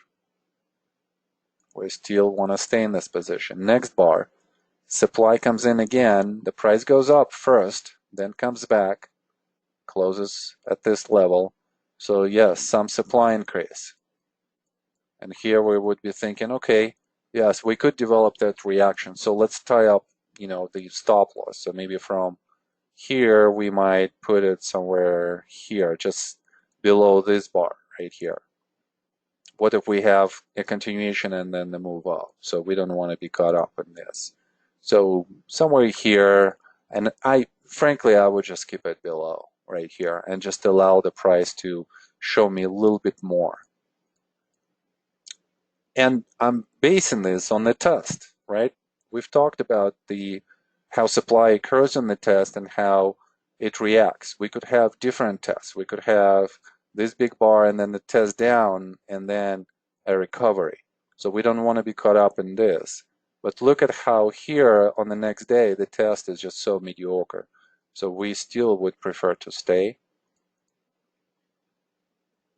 Okay, and this is what happens next. So right away we see that there is no progression to the downside, and this is extremely bullish. This is basically a reaction on the upside. If we look at the intraday picture, it would look something like this.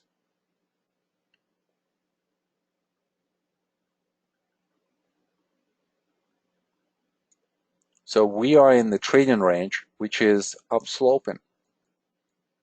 And now I'm thinking, if this is a reaction, upsloping reaction, and we don't see a lot of emergence of supply, I should say no significant supply, and it doesn't produce the result to the downside, so this is still extremely bullish. And that suggests that the rally is going to continue. If rally is to continue for a swing trader, which is going to look for another opportunity to enter, why wouldn't we? And I'm thinking that one-to-one, this could be a move like that. Think about the momentum here that we have had. Institutions are getting in. Institutions are getting in again. So all of this supply that we have seen is being absorbed so quickly and so much on the way up. Absorption on the way up. Okay, so then I'm looking at these bars and I'm thinking, okay, 1, 2, 3, 4, 5, 6. And this bar, again, I'm seeing the same characteristics, buying into the close, buying into the close. This could be a phase C in the smaller range. We would have to look at the intraday. But let's imagine that we're just getting into this position if there is a breakout right here to the upside of this closes, close and open. So if the price goes up, we'll add to the position. This could be also, long-term investor strategy as well. Not necessarily, but it could be. And here we would be adding less shares than, on the way up. We were adding by 100 shares. We could just add another 100. Let's see what happens next. Okay, so breakout, we definitely in the position right here. And again, we look at this bar. Yes, there is some supply that's coming in, but it's not a big distributional pattern, not a distributional supply signature here by any means. In fact, the bar goes up, it looks very bullish. This smallest reaction could suggest that, we are going to have some kind of reaction, but think about how reactions have developed before in this uptrend. So you can't really think about these situations anymore because why? This is a trading range. You have to think about this situation and this situation and this situation. Why? Because this is an uptrend. It's a different environment. You can't compare anything to the trading range anymore. You're only comparing the movements that are in the new environment. So how did the tops develop? They usually would require some time, would have some kind of stopping action first, and then some supply might occur. So, and this is what we're looking for, right? A possible stopping action, low supply. Is it a possible stopping action? So this is how we're stopping the supply. Maybe. So I would just wait as to, what kind of bar we're going to have next. And my stop loss probably would be just below this bar right here for a swing trade. So this is a stop loss swing. And then I would have a stop loss, long-term stop loss right here. We'll talk about this. There was a question here from Justin. Will we go more in depth on entries in this course? Yes, we're going to have one session where we're going to talk about the Wyckoff trading plan, and there we'll talk about the entries. Also, I will show you, Wyckoff entries and what I've developed for myself.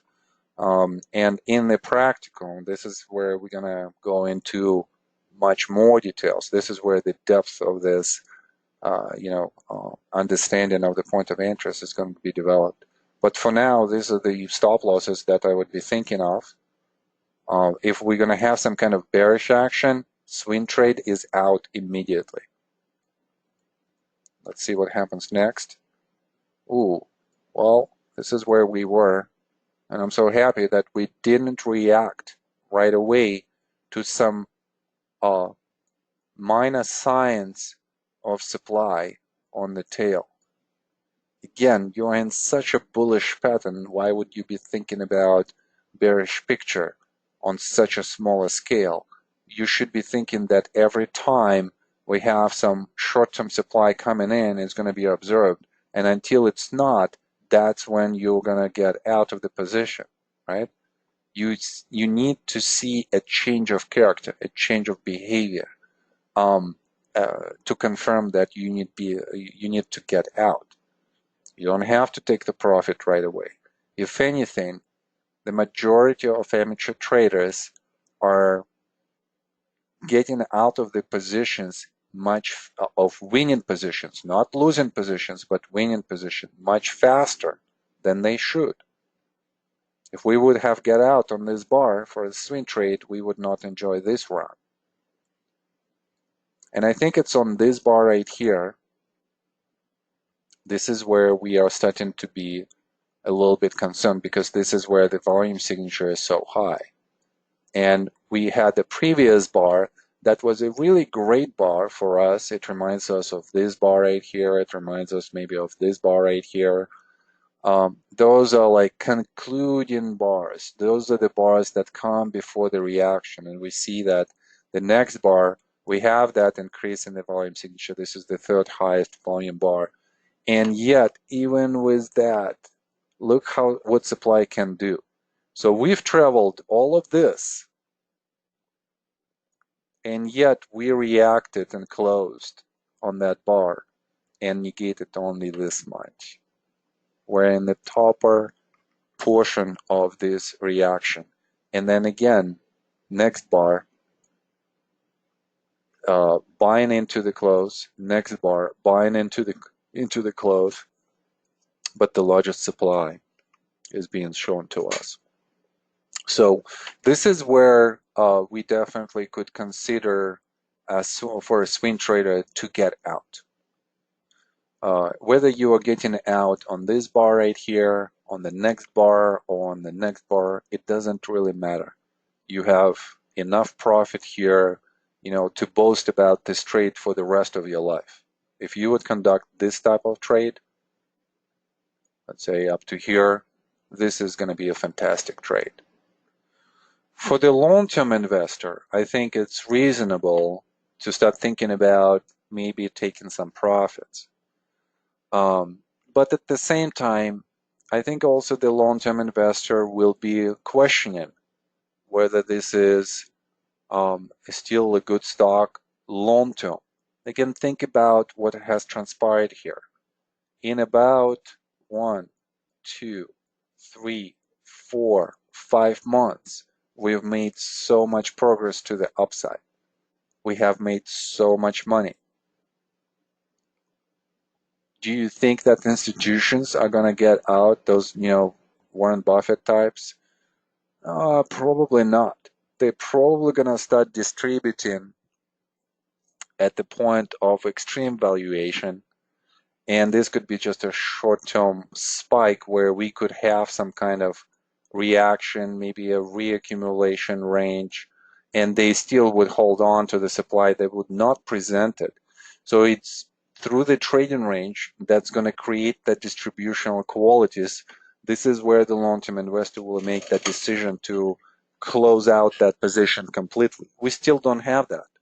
Even the short-term bars here have bullish characteristics rather than long-term bullish characteristics, and short-term bearish characteristics rather than short-term bearish and long-term bearish. So there is no synchronicity in the time frames for the downward movement. The only thing that this picture suggests is that we're going to have some kind of either reaction or a trading range. And it's in this trading range, this is where we need to decide what we're going to do if the distribution is developing. Okay, well, let's see. Ooh, that doesn't look distributional. That actually looks maybe like a trading range, maybe phase A and maybe phase B type of upthrust. So we're seeing how the demand signature is diminishing, but whatever supply has come in, it's only on one bar. There is nothing else. So therefore, we are thinking that maybe like with the backing up action, we're going to have, some kind of reaction to the downside, and maybe to the support area as well. So either a trading range or maybe a high, low, and a continuation. So we'll have to see if there's going to be a continuation. We're probably going to reestablish a swing position. Here's that trading range idea or reaction idea. We see how supply is diminishing. The spread is diminishing as well. So that's bullish again. That probably suggests a higher low rather than a trading range. So if we're going to get out, we want to open a position somewhere here, and then we want to open the position somewhere here. For the long-term investor, you don't have to do anything. You could just kind of enjoy it, have your stop loss below a very significant commitment to the upside. That would be your given up catastrophic stop loss point. Let's see what happens. Okay, so we would get into this position on this bar and then right here. And this would be a swing position. Upslope in trading range, which reminds us of the previous analog, suggesting that we still might actually have another move to the upside. If it's going to be a climactic move, then we are definitely out. Even the long-term investor would be thinking at that point that this is just too much too fast. So let's see what happens. Here we are. Here's that last 2 points of entries for us. And a big, big, big run to the upside. And on this run, we would be looking at all of these bars and we would be thinking, okay,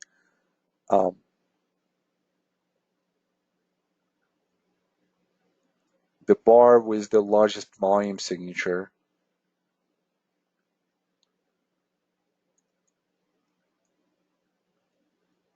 usually would suggest some kind of top information that is coming. And look how we're still continuing to the upside, but the demand is diminishing. So here we're just using simple stop loss movement strategies where we just move in the stop loss based on the low and 1/2 of the bar. Depending on how you're going to manage this bar, you still could be in this position. Then right here, this is that break to the downside. This is stop loss number 2, and a red bar, a reactionary bar, could be a stop loss or rather exit number 1, and then on the way up you could play this, you could start playing this more on the intraday basis as the price goes up, and exit it somewhere here as there is an attempt to go up and then the reversal. So there are quite a lot of methods here that you could use to get out, but let's just say for the long-term trader, we want to see the signs of the distribution. We still would not see the signs of the distribution on the way up. We see the climactic run,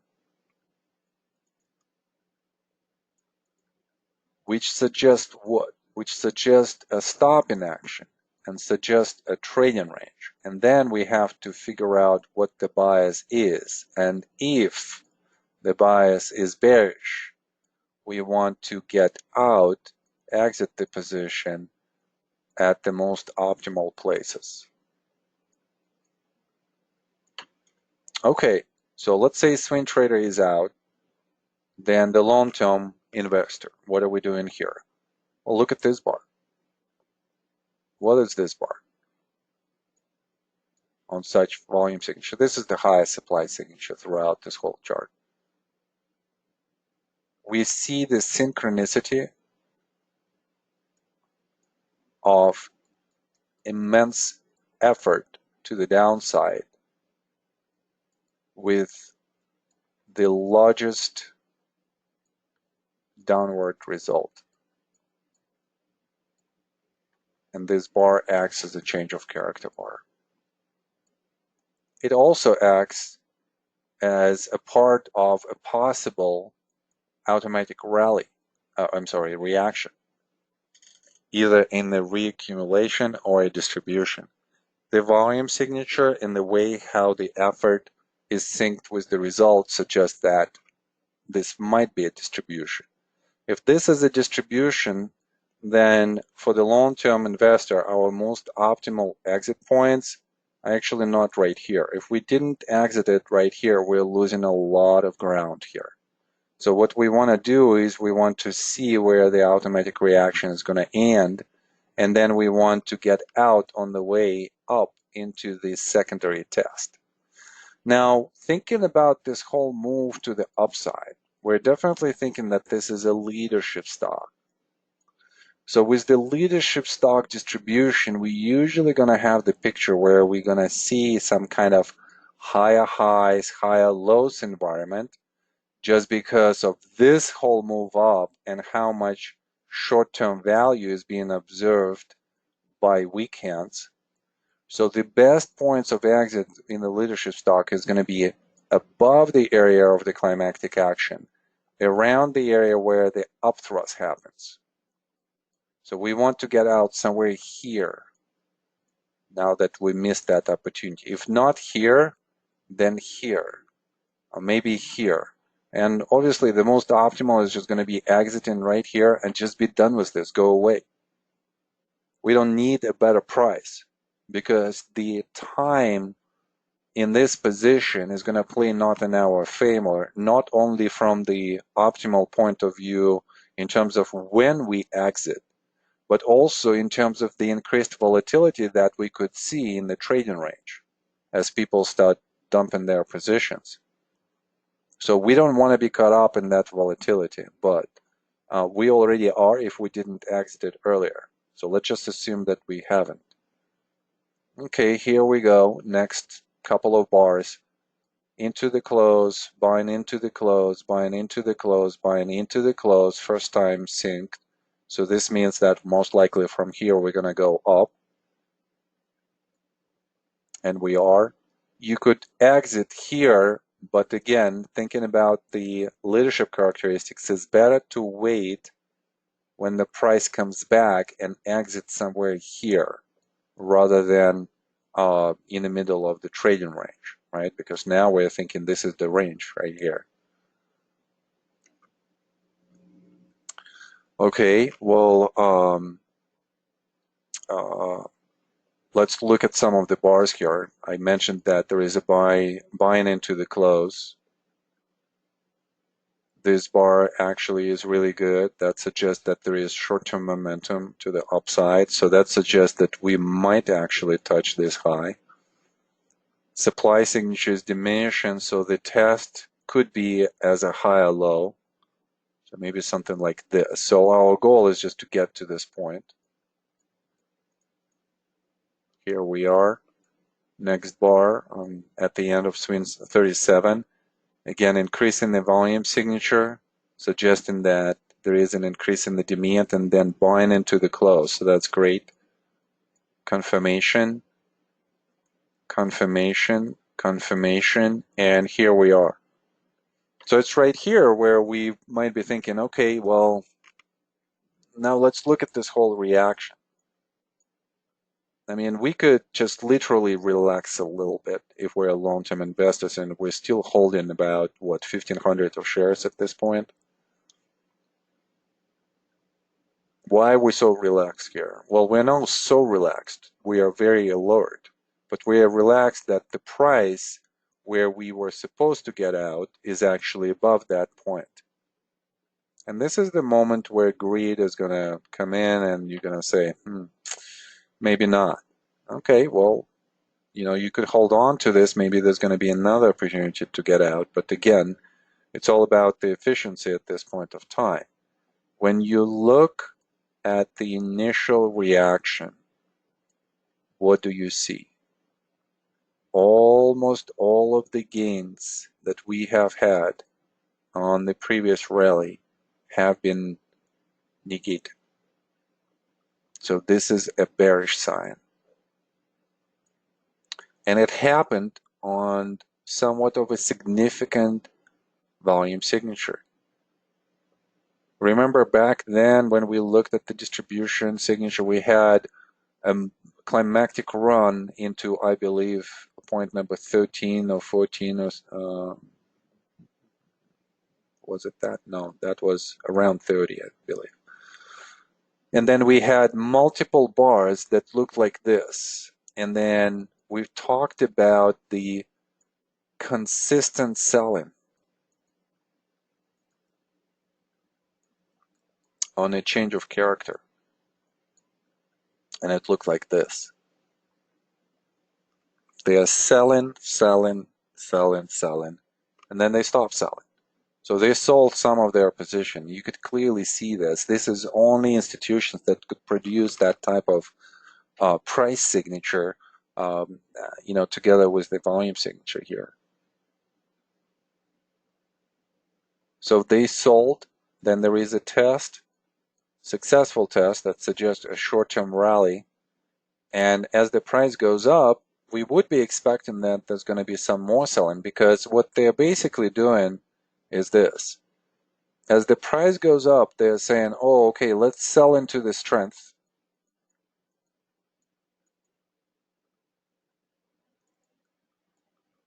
And they sell into this strength as the price goes up, and then this selling continues, and at some point it starts to produce the movement to the downside, because the buyers no longer can support all of the selling by the CO. And that's when synchronicity becomes so evident that on the selling by institutions, the price moves down. When this happens, what do you think they're going to do? They're going to stop selling.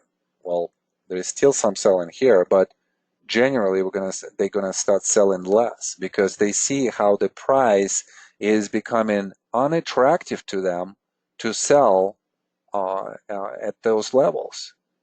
They want better pricing. So they're going to stop selling for a second, and that's what's going to produce diminishing supply signature, and with that, the price is going to start traveling up. But once it's again in the area of where they started selling, they might start selling again.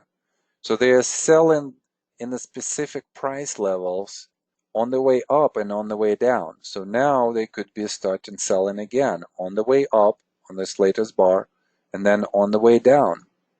Let's see if that is actually what's going to happen. Okay, yes. So both of the bars see some selling. There is some buying as well. Right here, these two bars have some selling behind it. We just committed temporarily, and then we instantly came back into the trading range below the resistance. What does this remind you of? An upthrust. Okay, and now we're thinking, okay, where are we in terms of the structure? Phase A, upthrust usually is a function of phase B.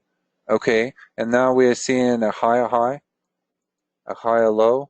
So maybe this is more of the like upsloping structure, something like this. So if we're gonna go down, we might create another higher low. Again, think about the leadership stock and how the leadership stocks are being distributed. And then maybe go, if this is phase B, maybe go into phase C right here, something like this. So we have to mitigate our position. I would say that probably at this point of time, we're either out, or if you're more conservative, you could just say, okay, well, give me the last chance, get me out somewhere here in the middle of the range. This is not the most efficient place, but still you have a lot of profit. Somebody might be waiting for phase C. My preference is always be all about efficiency, right? So get out here. If you cannot get out at these two spots, start getting out somewhere here based on your analysis, and that's it. Okay, well, let's assume that we are out, and we're seeing that this high-low reaction is just still suggesting that there is still some value, short-term value, for some of the institutions. And this could be weak hands value. And as the price gets out, we are maybe even getting nervous. Did we make a mistake? There is so much momentum here. Could it just actually go even higher on the same type of move? And then we're not in the position. So where is that, doubt on is going to go away on which confirmation? Well, looking at the volume signature, what we're seeing is that if this is a breakout, it happens on diminishing volume signature. So then the question is why? Ease of movement, not on the breakout. We don't want to see this on the breakout. Probably when the volume goes down and the price commits like this, it's probably all about weak hands trying to push the price up like this on their buys. We still see that there are a lot of institutional selling has happened here.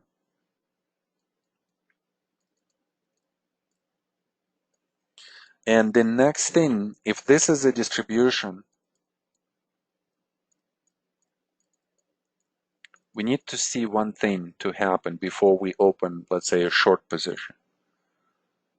We need to see a synchronicity between effort, increased effort to the downside, and increased result to the downside.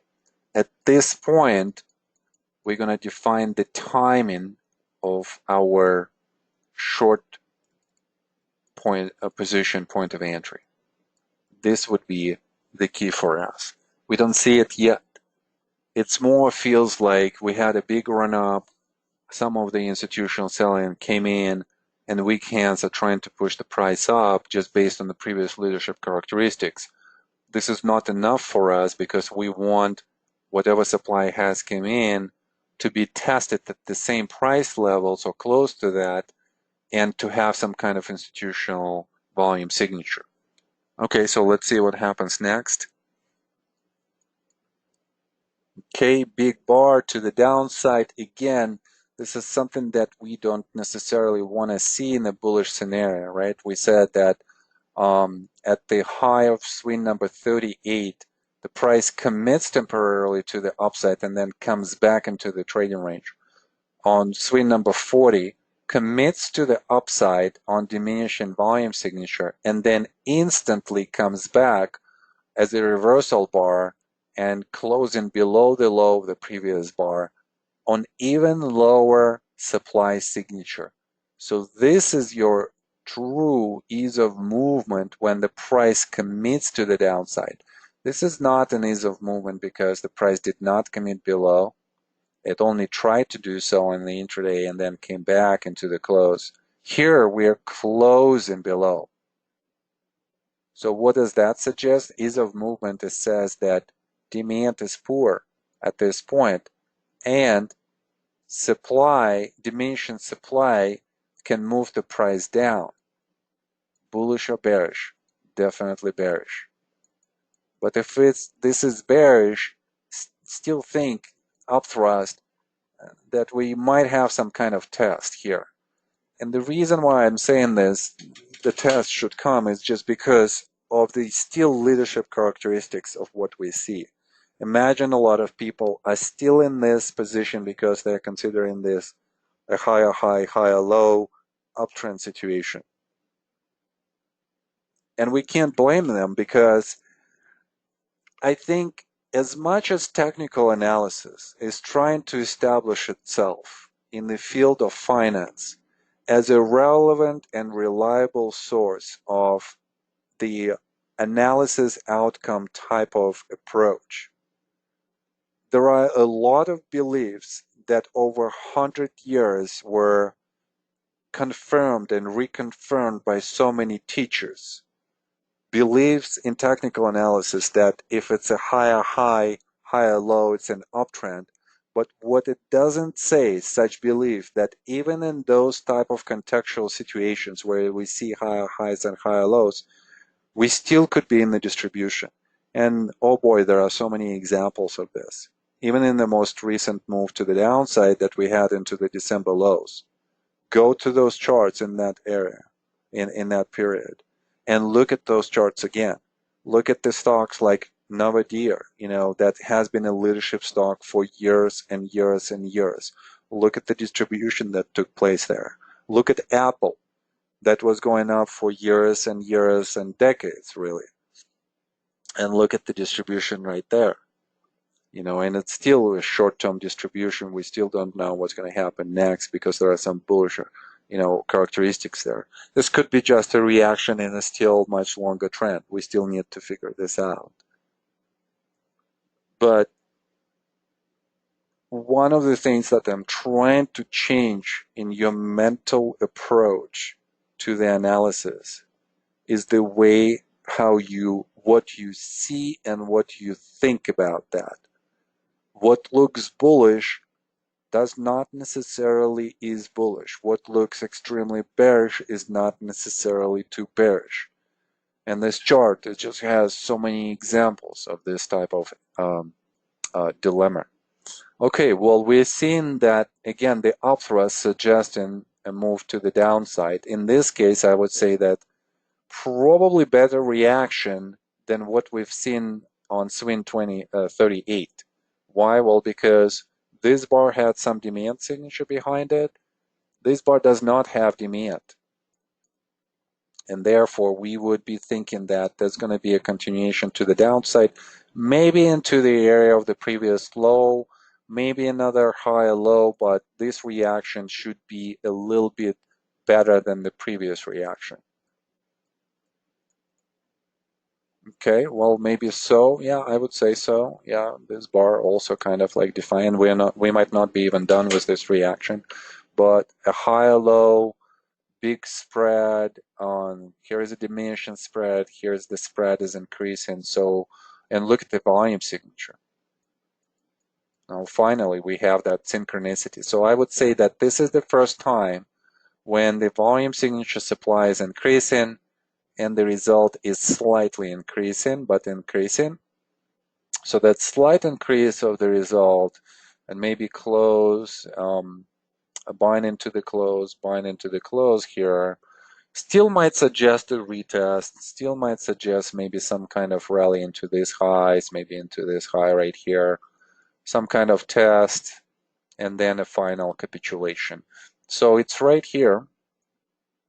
This is the spot for us to enter. This is the spot for us to enter on the breakout.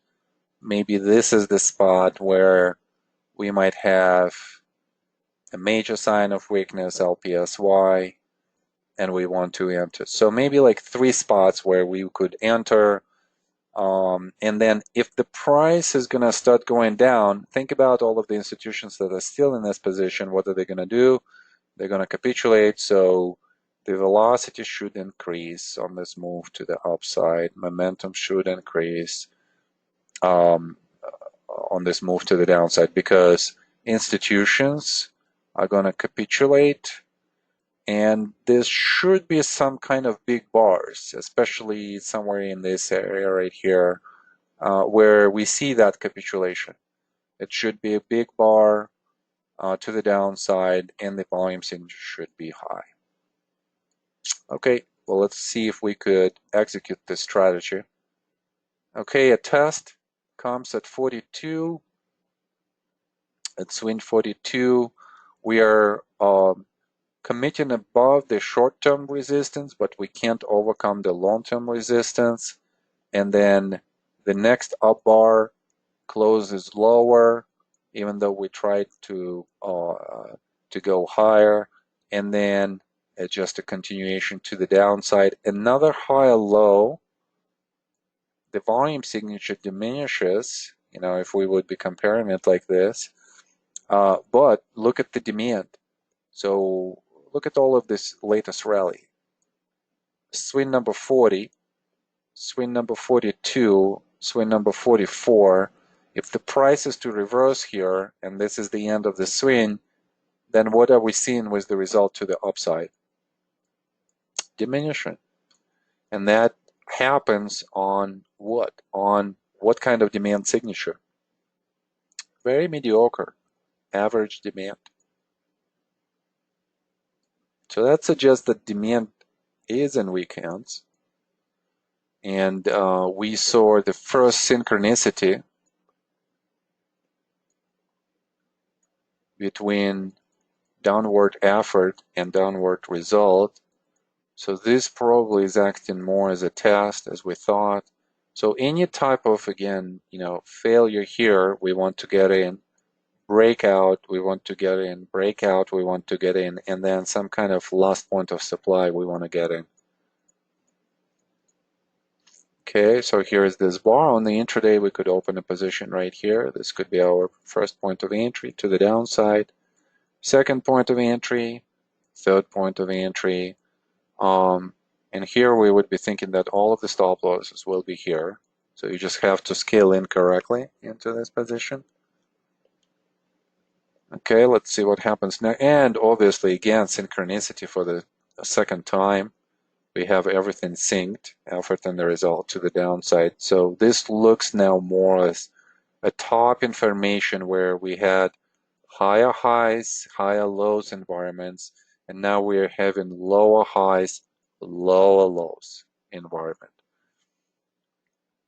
A change of behavior, a change of character, increase in volume signature, increase in supply, increase in result to the downside, distribution. And here we are. Okay, so our points of entry are going to be here, here, here. Sign of weakness, LPSY, very quick, just because the capitulation happened so quick. And look at this volume signature.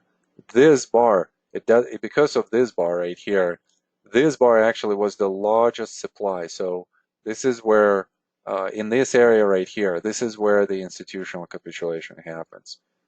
Those late institutions that they are realizing that that's it, the party is over, and they need to get out of this position.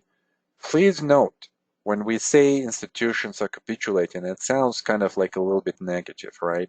But in reality, they are making money there because a lot of them got in right here. So this is their trade. And it's still probably in the hundreds percent, probably like 200 to 300% that they made here on this trade. And obviously, different axes would define different profitability, different efficiency, and so on and so forth. But even here, people are still making money on the position.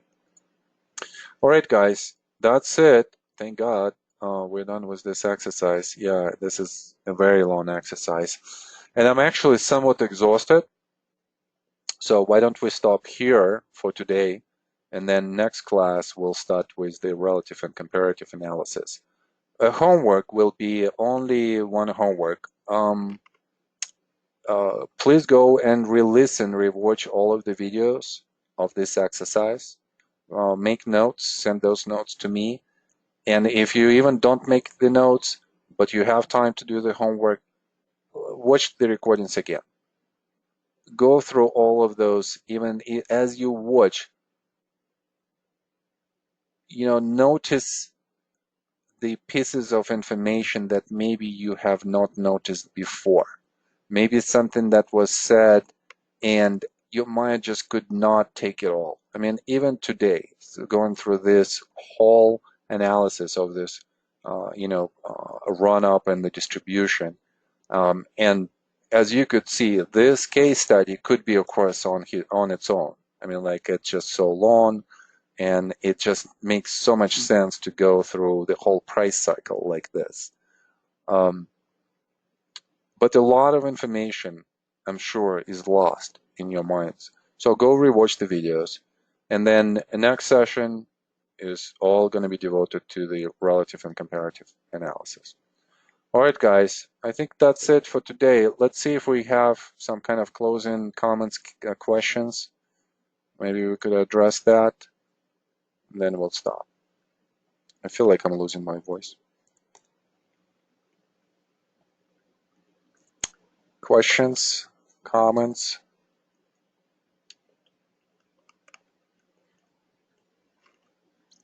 Okay, so I don't see anything. Okay. Okay, it's just some comments. Okay, great. Thank you, Philip.